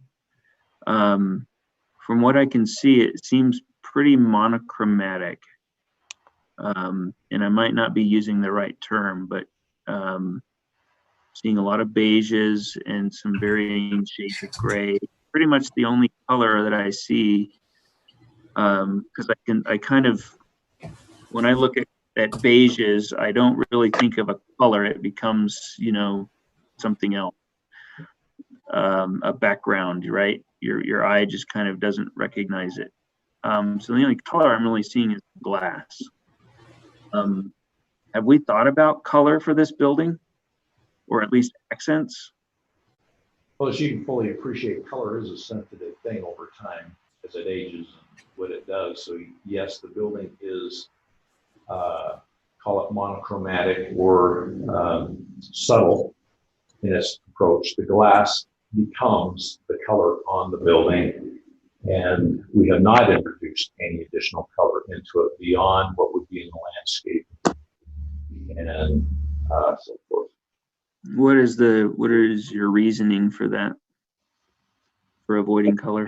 Again, the idea of putting color on the building over time and how that would, the effects of that as the building ages. As we look up and down Center Street, we see, you know, some buildings with color applied to them, which proves the point, right? And then we see some buildings without color applied to them, but it's inherent in their materials, the color of the brick, for instance. But that color that they've chosen for that brick then becomes the color of the building. And you see a lot of reds, and some of them are even the dark, very dark colored glazed brick almost. All of them put together have kind of a really interesting streetscape that we call downtown Provo.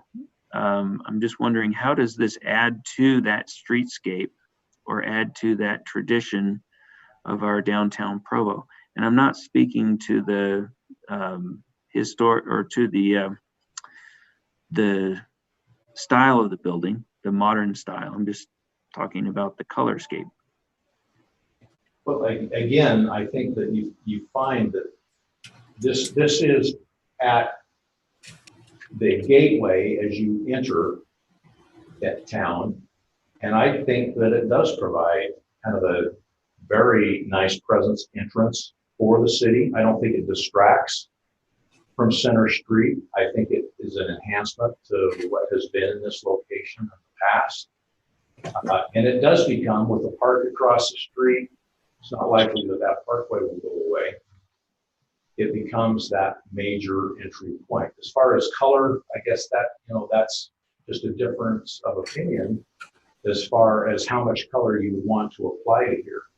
And if you go down Center Street, with the exception of the reds that you see in the brick and so forth along there, the majority of it are in the muted range of colors, the buildings themselves. Other than signage that may be applied that would add more color to it, but they're very subtle in their coloration as well. Yeah. What about black? I understand the concern about color dating the building potentially, but I think even if we stay fairly color neutral, maybe a greater contrast could help add some interest.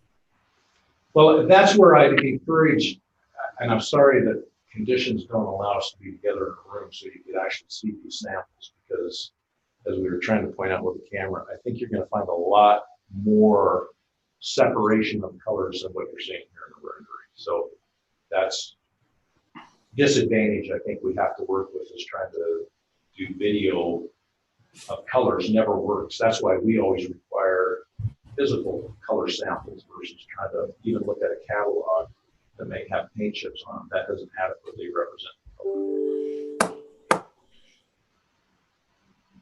I agree with that. And I realize you can't control the fact that we have a pandemic going on, but I think if you get the chance to come into the office individually and look at it, I think it would probably help some of these concerns.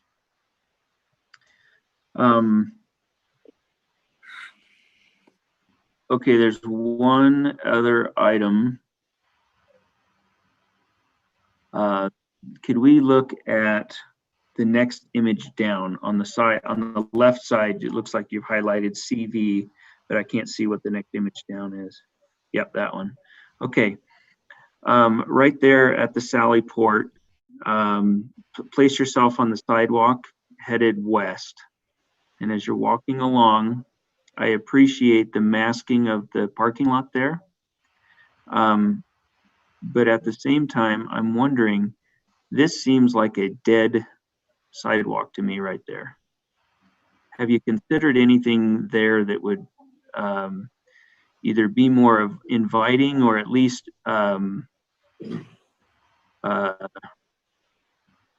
less dead? I don't know how else to explain. Graffiti wall. Yeah, well, it could be a graffiti wall. I'm wondering if there's a different type of planting that could go in there other than, it looks like sod is what, yeah, right in there. Well, the rendering again isn't showing, it's actually not sod. Okay. We could have ground cover and yep. I'm sorry, that's, we always show this rendering is probably about a month old and yeah, moved pretty fast in the design world. So this is up to date. This was finished at 10 o'clock last night. So. Yeah, I got what I needed there with that, with this plan. I don't have the same comment now.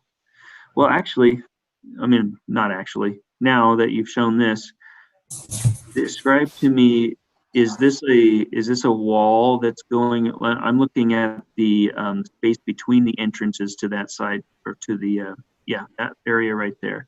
Is that a back wall? What is that? I'm not sure. This shaded area right here is the masonry wall. The brick will match the color on the building. Okay. It's the masonry wall. And then is that curb and gutter that's surrounding it? Oh, got it. Okay. And then it looks like there's some sort of shrubbery there. Yes. Okay. And a fire hydrant. Okay. I have run through my list of comments. By the way, can we go back to the elevation? Or I should say the front 3D rendering. Yeah, right there.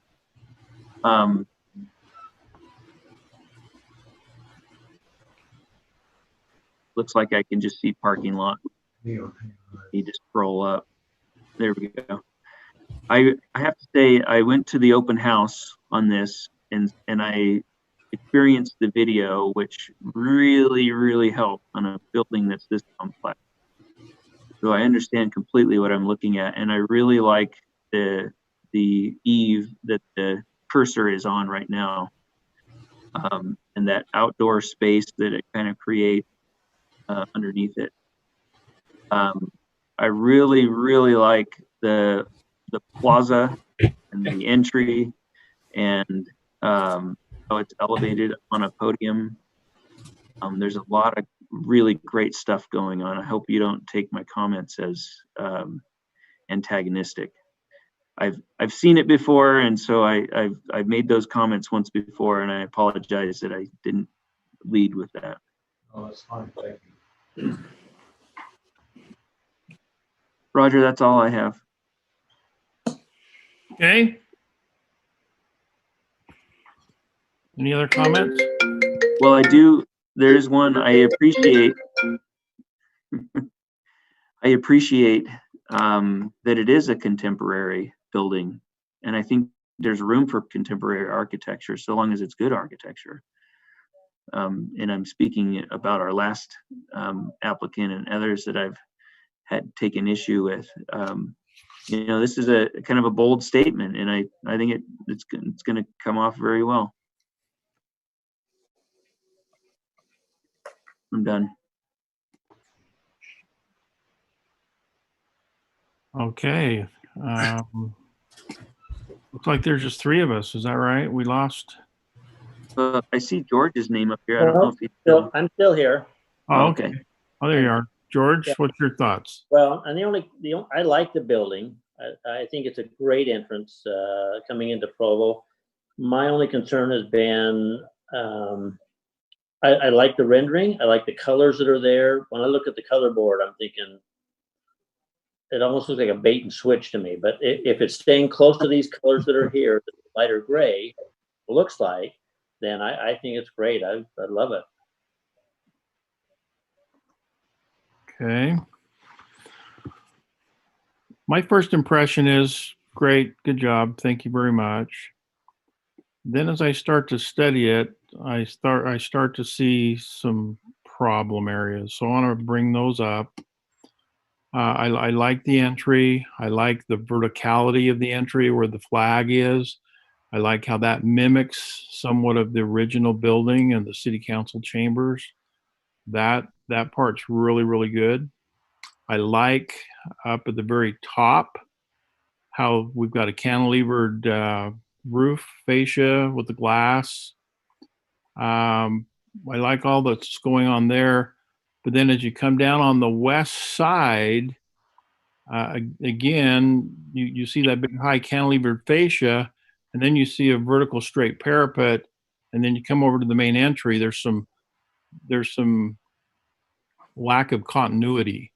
So if you can imagine the fascia where the American flag is, it comes then it returns back into the building. That intersection right there is like out of proportion. So we've got a big, strong soffit, and then it just butts into a parapet, and it doesn't really have continuity there. Does that need to come down? Is that what you're talking about? Yeah, right here. Right, exactly there. Yes. I think that needs to come down, or the other one needs to come up. But I think that's a whoops. Yeah. What are we thinking here? So there is a height issue that we're addressing there. That roof line that has a GFRC face on it that carries into that public hallway connector. And so there is somewhat of a height issue there as far as trying to lower it. Can that continue on that west face? Can that continue over and then continue on the north face? As if it's cantilevering out like the cantilevered roof above it? Well, not necessarily cantilevered, but if it came out 6 or 7 inches, I mean, right now it's just going to have brick with a parapet cap. And so I'm just saying visually, it's like we ran out It's of money. reversed. We ran out it's of money, reversed. so we're stopping. And that's the main entry of the building. That's a weak point that I'm seeing. So either the canopy has to go up higher above the parapet and float, or it has to go below the parapet in order for it to feel right. Is that kind of what you're saying, Roger? Yeah. If it's possible to go above it, I think that would be visually better. But I agree, it is a problem. But it may be there's a terrace right there, and you walk out on the terrace, and if it goes higher, you won't be able to see over the terrace. Sure. I don't know. That is terrace there, FYI. I'm contemplating what you're saying here. I understand what you're addressing. One of the things that we really like about the building, having studied many forms of this building, is that stepping and the fact that we don't have a flat roof coming across. You've got that stepping both in height and as it steps back away from itself. But I understand what you're saying right there. to me, is it, where do you see what you call the parapet cap? If that wasn't the top parapet cap, the top of the GFRC weren't one and the same, the brick and that were the same, that would maybe make a better transition. Yeah. Yeah, there's something, I'm not telling you what to do. I'm just saying my eye goes there and I'm saying, I got a problem visually with that area right there, that intersection. All I can say is we'd be happy to look at that.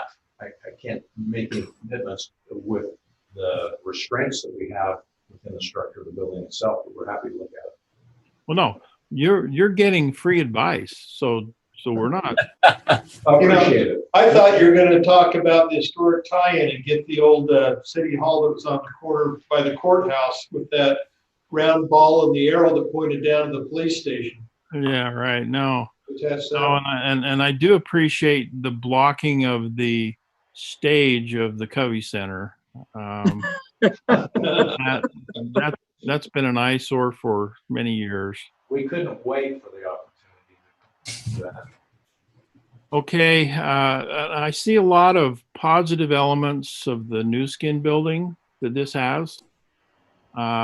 The colors, Scott, you're talking about the colors, and as you're talking about it, I'm thinking, well, it's kind of similar to the new skin building addition, not the original, but the addition. Right. The addition is all the metal, right? Yes, the metal and that color, and kind of mimics that, and that evokes the neutrality. One thing that I think that the new skin building did very, very successfully that you ought to consider is how they have the landscape and the grasses, particularly on the first south side of the new skin building, particularly that area at the Sally Port entry going to Fifth West. Instead of just putting the traditional, like I see on the landscape, it just looks like you've got a shrub here and a shrub there and a shrub here and a shrub there. That's landscape 101. But if you kind of mimicked what New Skin did down the street with the grasses, and I even like how they have the road draining right. There's no gutter there; it just drains right into the landscape. That's something that you could continue. That same idea would be helpful. Can you go to that back elevation? Yeah, right there. So as our former colleague Dave Taylor would say, that back elevation is unremarkable. It makes no sense to me. You've got some windows here, and then you got a stair tower here. It just, there's no continuity. And I just wonder if that bothers anybody, or are you seeing what I'm seeing? What's your thought there, Scott?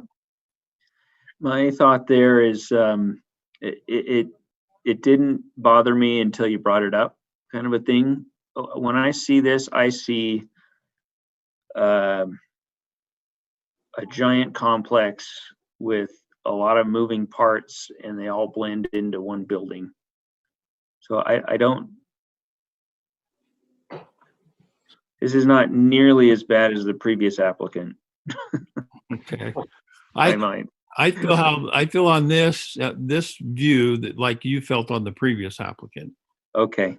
I think, okay, I can respect that. I think, I mean, I'm okay with it, but you're asking my opinion. I'm going to give it to you. Yeah. I think we could do so much more to tie that in uniformly. It's just it's a series, like behind the stage there, you've got one set of windows, and then it looks like you've got a checkerboard set of windows, and then you've got a whole different theme coming around to the police station. It's like, I don't see any continuity there. Why? So to me, it seems like the back of the hospital. Exactly. Yeah. The original, which they tore down. Yeah. I think we failed miserably on the design on this portion. So put a lot of effort into the front, Now we're on the back, and it's like, yeah, it's the back. We can do what we want. We'll throw in a fenestration here, fenestration there, different material here, different material there. I don't like it. So if you look at the north building there, it's got that very regular fenestration, right? Kind of what you would see in a historic building where everything's stacked and your load paths can be traced down to the ground. And then there's, if you're, heading south along that same facade, you have that square that where inside that square, it changes into something else. It morphs into something else. And then it looks like it might be a stair tower on the end there. Right, with a little window on the side. Yeah. Yep. And then as you go into the corner there, it's kind of ribbon window-esque, right? Corbusier's ribbon window shows up here on all three levels. And then it starts, as you keep proceeding south, it starts to go back into that articulated masonry structure with the load paths tracing down. So is your suggestion to continue with, or pick one of those styles and continue it through, or remove one of those styles and just have two prevalent styles? Yeah, there's too many ins and outs and roundabouts and jigs and jogs, and there's no uniformity. Well, when all of the jigs and jogs and ins and outs and everything is applied to an apartment complex, I see it as a way of hiding an ugly box. But on this, I see the jigs and jogs are, well, largely, they seem like there's a purpose to them, right? I see the stair tower as a necessary jog, but I guess it could be pulled into the building, and so that it's a big flat facade. I appreciate this stair tower on the south side there. Tell me more about what you mean about the ins and outs. What I'm seeing is it appears to me look like there's 5 different additions that were put on the building. Okay, yeah, I could see that. And I'm saying if that's what the city wants, great, fine. But I'm just telling you what I see. Yeah, that's what I see. It's like. Well, if I can offer a counterpoint to that, I appreciate what you're saying, and I like the open dialogue. Obviously, as designers, we like that kind of communication. I think that it would be a disservice to try to just pick any one of these elements that you're talking about, continue that all the way around the building. I think that would be a huge mistake, and it would make it a more boring building. The separator between the two buildings here with what you refer to ribbon windows or Corbusier type of solution is intentional to create a separation between this element and this element. And so this piece here that you refer to is kind of the one that's outlier, actually reflects what's on the west side and on the north side. So it's trying not to just put an element on making it more two-dimensional, spacing onto either the north or to the west, but we're trying to translate that same language all the way around the building. So again, I respect what you're saying. I'm just trying to give you a counterpoint for kind of how this is developed and studying it for months and how it would come together. That's just some of the thought process. Yeah, I appreciate there's a rhyme to the reason, but it's like to me it's more confusing than it is articulating.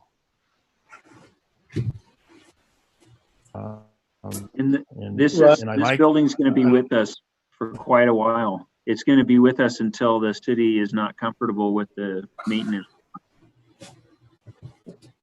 Yeah, you're talking 50, 75 years Mhm. minimum. Yeah.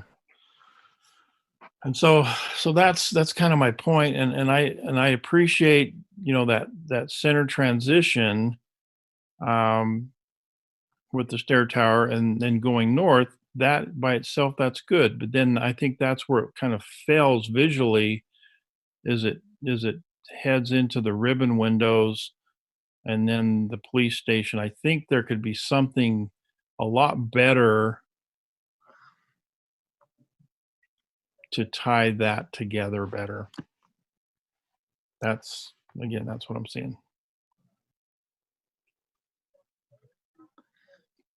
Do you have any comments on the, Roger, on the curved parking lots? I like them. Kind of I brings guess I bring- question the, sorry, Roger, go ahead. it brings people into that entry. I like that part. And it helps with the theater too. I think it's more of a drop off and come in, come out.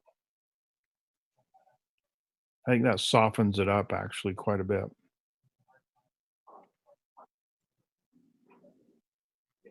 Almost seems like roads to nowhere to me.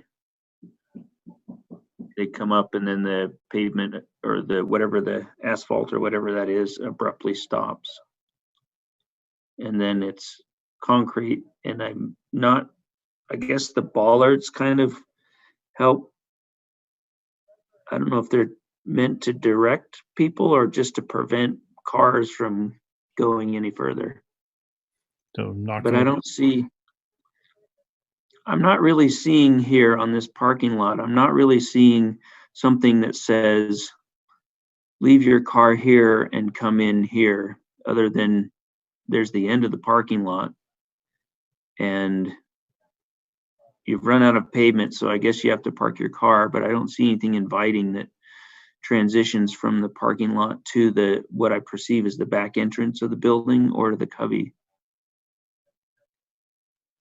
So I just, actually have no idea how you get in this building from the backside. And I think that makes my point. Yeah. I mean, I do see what looks like a paved access or a different color of pavement that symbolizes or signifies go this way.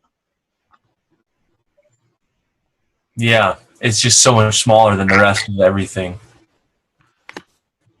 there are a few things going on here. I mentioned early on in the presentation about the Cubby Center and the restraints that it put on the development of this project.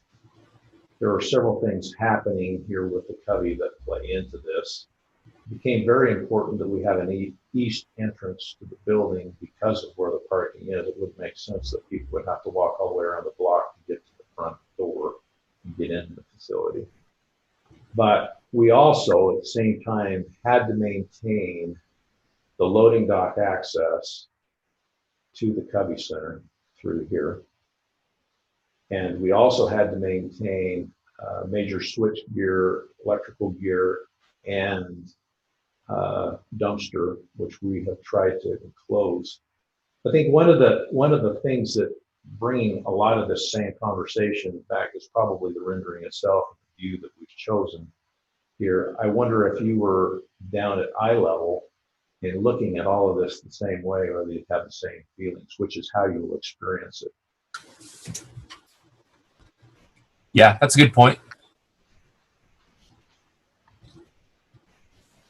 I think I like to have a visual preview of where I go, and that's what leads me there. Can you say that again? I couldn't understand you. Okay. I like to have a visual preview of where I'm going before I go there. Okay. And or I guess, some clear wayfinding. And I wouldn't know really if this was the parking lot to the Covey or a parking lot to the city building.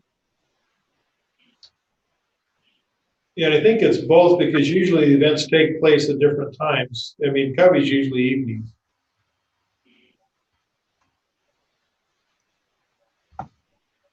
Hi, this is Rachel. I have a YouTube comment from Phil Kaiser. Can I say that now? Wow. Yeah. I guess that's Okay. Roger's call. Sorry, Roger. Yeah, absolutely. Okay, Phil says, like the building, not wild about the Provo signage. Hopefully replaced by sculpture at main entry. Agree with discussion regarding lack of parking on the east block.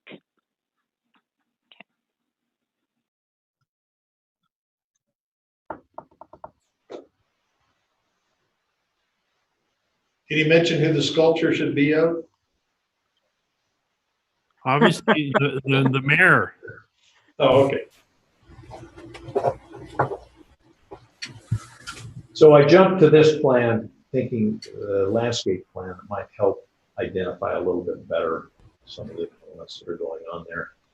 Because again, this reflects more green space than what you saw in the rendering. As you can see through here, you've got and paving and what's going on. This is intentionally drawing your eye. The change in the pavement is drawing your eye towards the front entrance there.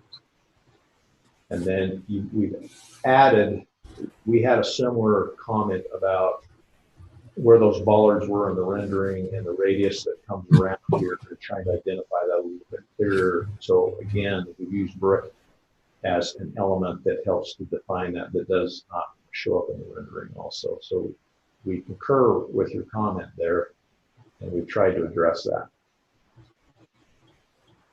Sorry. It seems to me that oh man, now we're way out. Where do you want to go? I'll zoom in. That path that leads to the building, yeah. Sure. So zoom out a little bit, maybe a click or two, so that I can get maybe a little more. Okay, now. Okay, so you've got the radius parking lot, right? Between the two parking lots, you've got the look like parallel sidewalks, right? And then between the parallel sidewalks are those plantings. So you have this procession of trees that goes up, and then it terminates on the plaza, and it looks like there's a bunch of tree rings in there with some trees right there, right? So it terminates there. And I have to reiterate, it terminates there. It doesn't seem to continue or lead you into the building. Now, if you were to blink or reset your mind, and then as you're in the courtyard, wonder, okay, now where do I go? Well, then you could pick up a path. And I'm just wondering if that path from the back building and the path of the trees can somehow agree with each other, right? They're disjointed right now. They're split, fault line, if you will, where they connect. They don't really connect. And so, you follow, okay, place yourself at the back door coming out to the sidewalk. If you walked along that path where your magnifying glass is, straight out, that's that linear path that you're on. You walk straight out into a parking lot. It seems to me like you would want, some more of a statement at the end of that path than a parking lot. So the notion here is that this transitions right here along this line. The idea that we change from pavement materials, and this is where it becomes more of a drop-off plaza area. And from that description, to me, that makes a lot more sense that this becomes an area that is a drop-off. It's not a parking area. It's a refined area, and then you can move out into more parking if that's what you choose.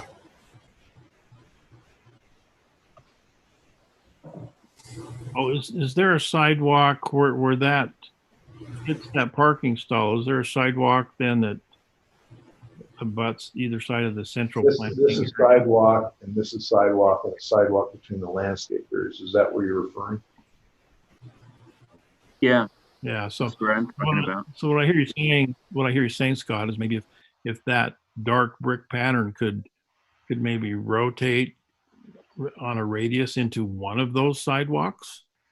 Yeah, see, you've Or already got, split both. Yeah.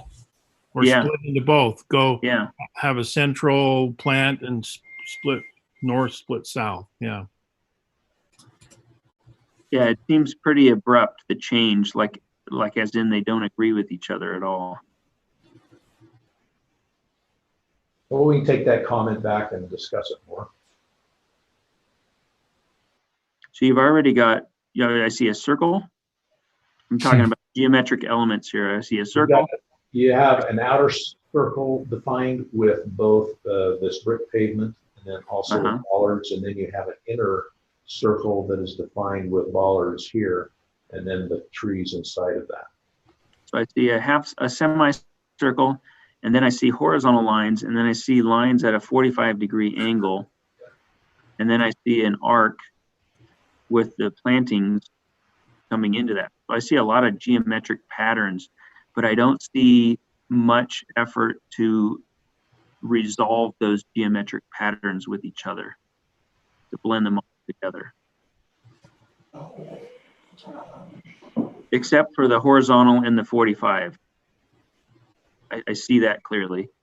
And then I see the arc and the semicircle. Those kind of relate, but between those two, I don't see any relation. And that's mainly what I'm talking about. I don't understand. I understand the reason for putting pattern in, right? Because that's a huge amount of surface area that would suck to be stranded in there in the summertime, except under the trees. So I get putting the lines in the pavement and the different materials and everything. I just wish they would resolve with each other.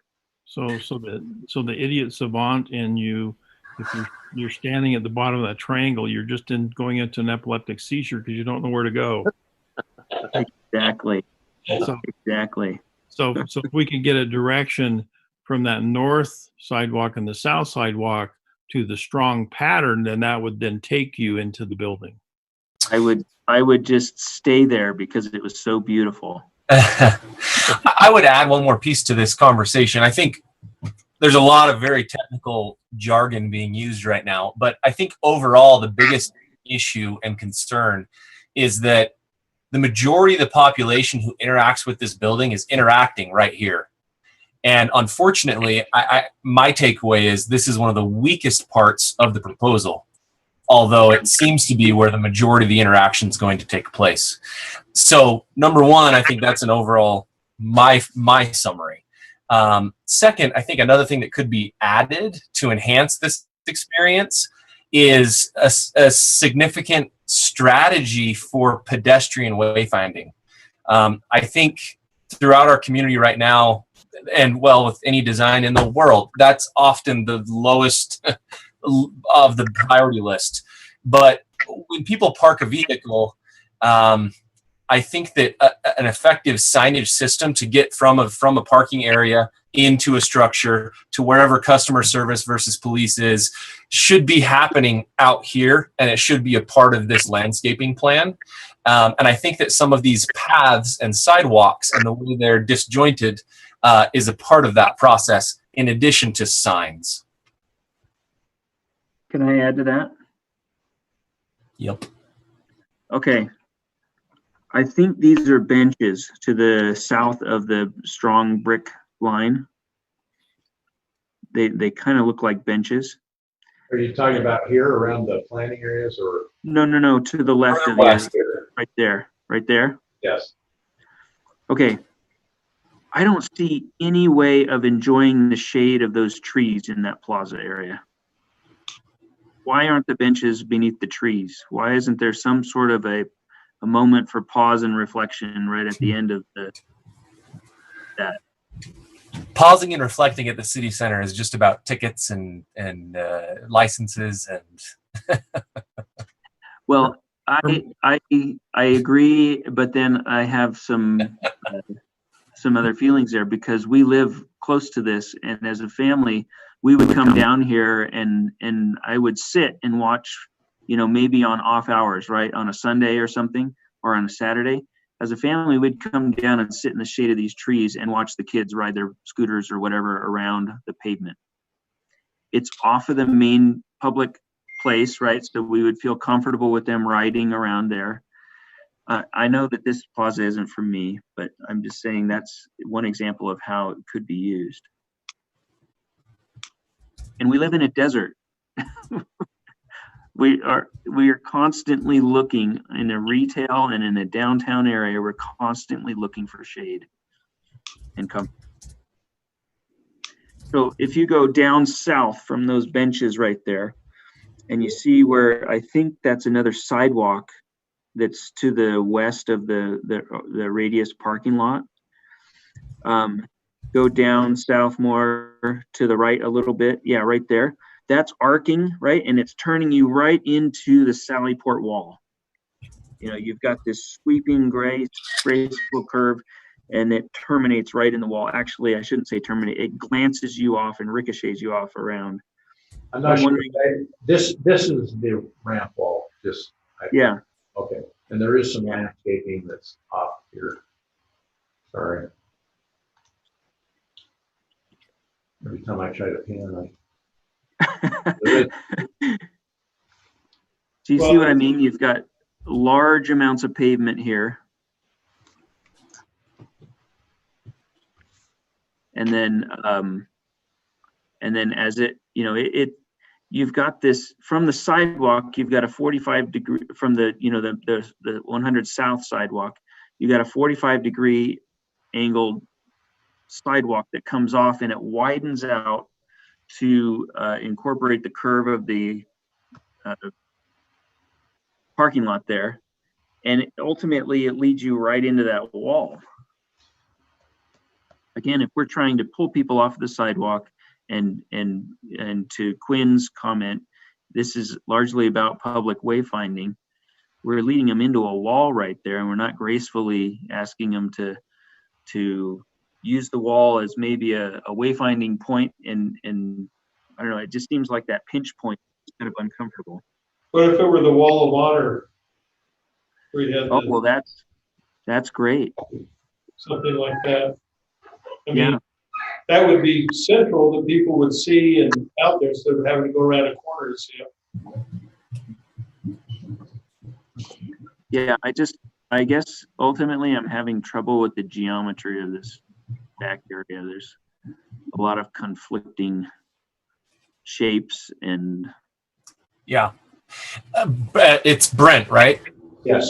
That's a whole bunch of comments you've heard. I mean, do you feel like you've already considered all this and this is the best way to do it, or do you have some ideas? Or is there room for improvement? Yeah, yeah. I think there's room for investigation of making some adjustments based off of what you're saying. We look at it. I don't want to be dismissive of that. I mean, you're pointing out things that I'm looking at a little bit differently as well, but give us a chance to review as our team. We'll look at these and investigate. Yeah. Because I think we all have agreed, I think that the front, where most people will see it from the street, is impressive. The fear is just that I think the interaction with the building happens here, and it's a little bit more confusing. Well, and I would say, I mean, our intent is not to confuse people, and our intent is not to underwhelm. Our intent actually here was, what I'm hearing is there's too much creativity going on that's creating concern versus a lack of creativity, because there's a lot happening here in reality. Yeah, try to simplify it somehow. I think it's worth investigating. And I just wanted to ask a question. Sorry, it's taking it a step forward or backwards just to a different thing. And that is, earlier when I expressed my concerns about the parking lot, the comments were that steps were being taken, just in case, and sort of as a a backup, or, you know, if we don't have a decision made yet, they would work around this type thing. I just wanted to clarify. I reached out to the different developers. No one's heard the request yet. I reached out to Bill. Apparently the request has not been sent out yet. So I just, again, want to make sure that we're not hoping to put in landscaping and a parking lot while we wait and hear for ideas, because undoing that to take a step forward is a poor idea. So this is not a question for Brent. I think it's more a question for, I guess, Brian or Aaron or whoever else is in the room. Are we going to try and make a plan for that area before we have proposals?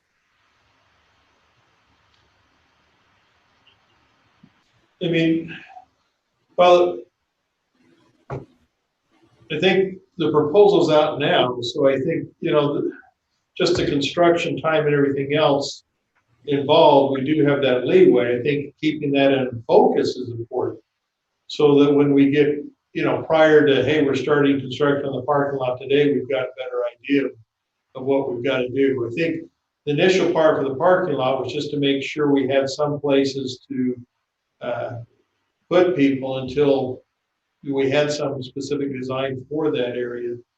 But I do agree that it's something we don't want to just leave as some little downtown parking lot that's all asphalt, kind of dead at night. You know, one other thought that someone had was not to put the landscaping in there and use that as a festival plaza. I know that's always seemed contradictory, because you get, you know, like the food trucks there on the weeknight or something else, and then where do people park? You use the parking lot. But there was some thought on that too, that you've got to, you know, the food truck roundups or all these other things. You know, could you have something that's an activity area at night?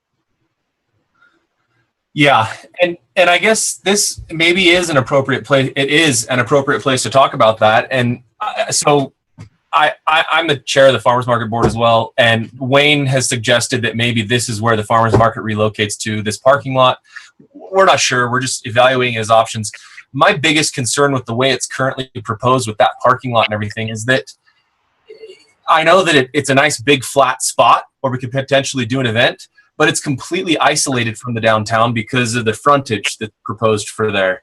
No one would see it except for, you know, Gary, who lives across the street there on the south side, who runs Cat's Cradle. I mean, that parking lot is not engaging at all with the downtown because it's separated by a strip of retail.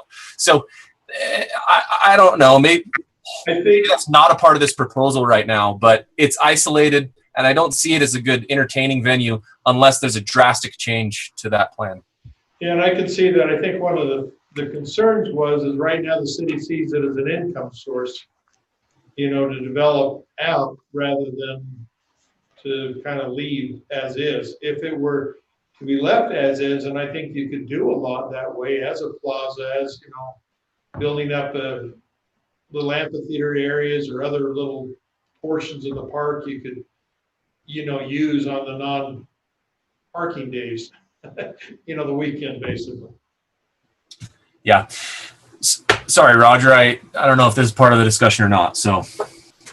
No, it's open. Everything's open. So every conversation, this is Brent again, every conversation that I have had with administration is they want that half the block developed. They want it in process by the time this facility opens. But I just want everybody, I mean, nobody's planning on that being left as a parking lot, but we have to submit something and show the parking stalls. We have to show that there is something that would be reasonably acceptable in the short term. So that's all it's represented at this point. And I know administration does not want it to sit vacant for any long period of time. Thank you. Okay, so any other comments? Other than that, I would entertain a motion.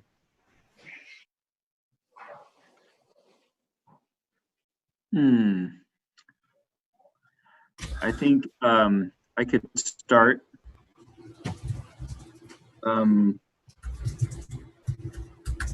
So Roger, this is not the motion. This is pre-motion banter back and forth. Okay, discussion. Discussion. Thanks. I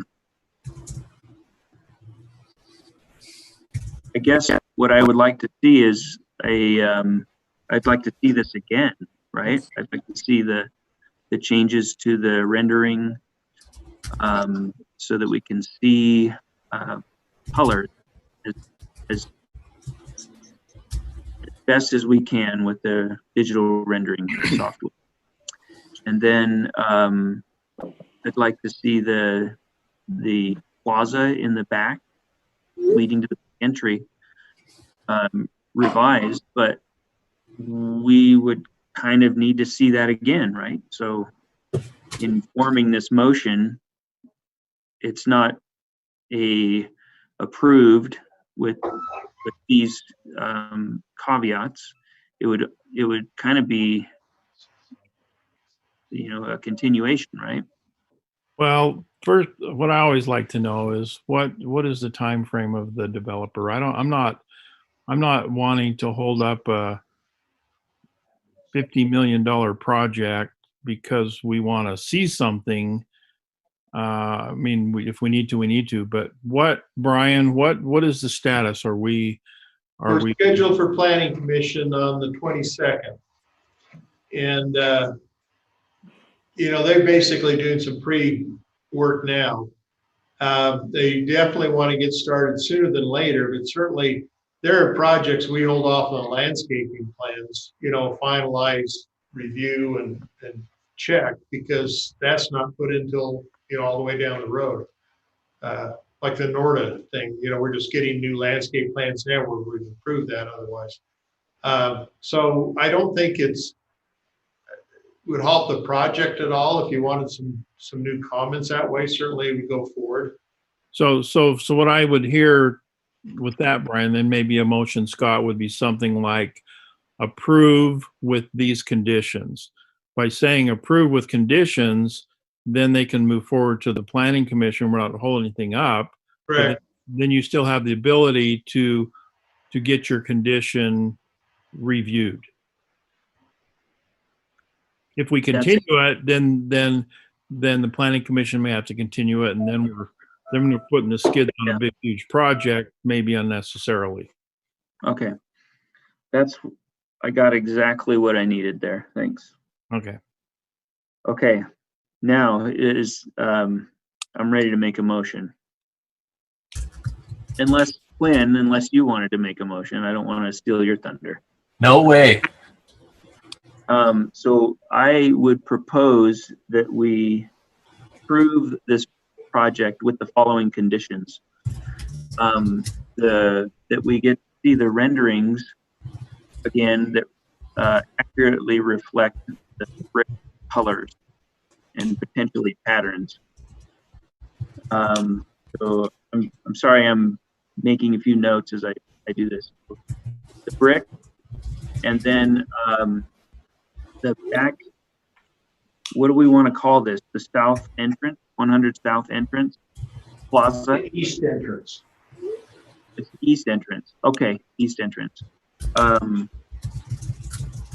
Like to see a design revised to create good wayfinding, places that encourage rest and shade, and reinforce the meaning and importance of the back door, the east entrance.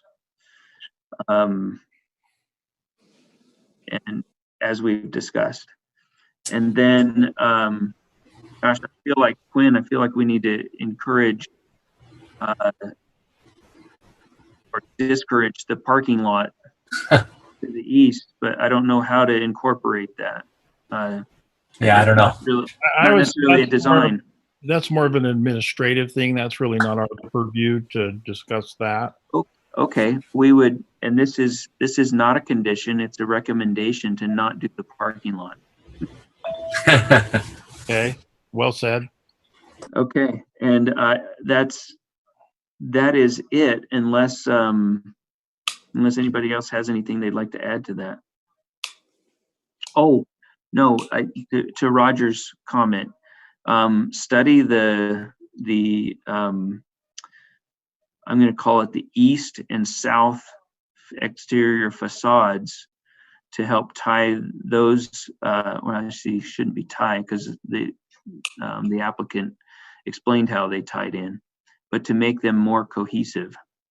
Would that be a proper word there, Roger? Yeah, it's a good word, cohesive. Okay. That's it. I'll second that. Okay, we have a motion and a second. All in favor, say aye. Aye. Aye.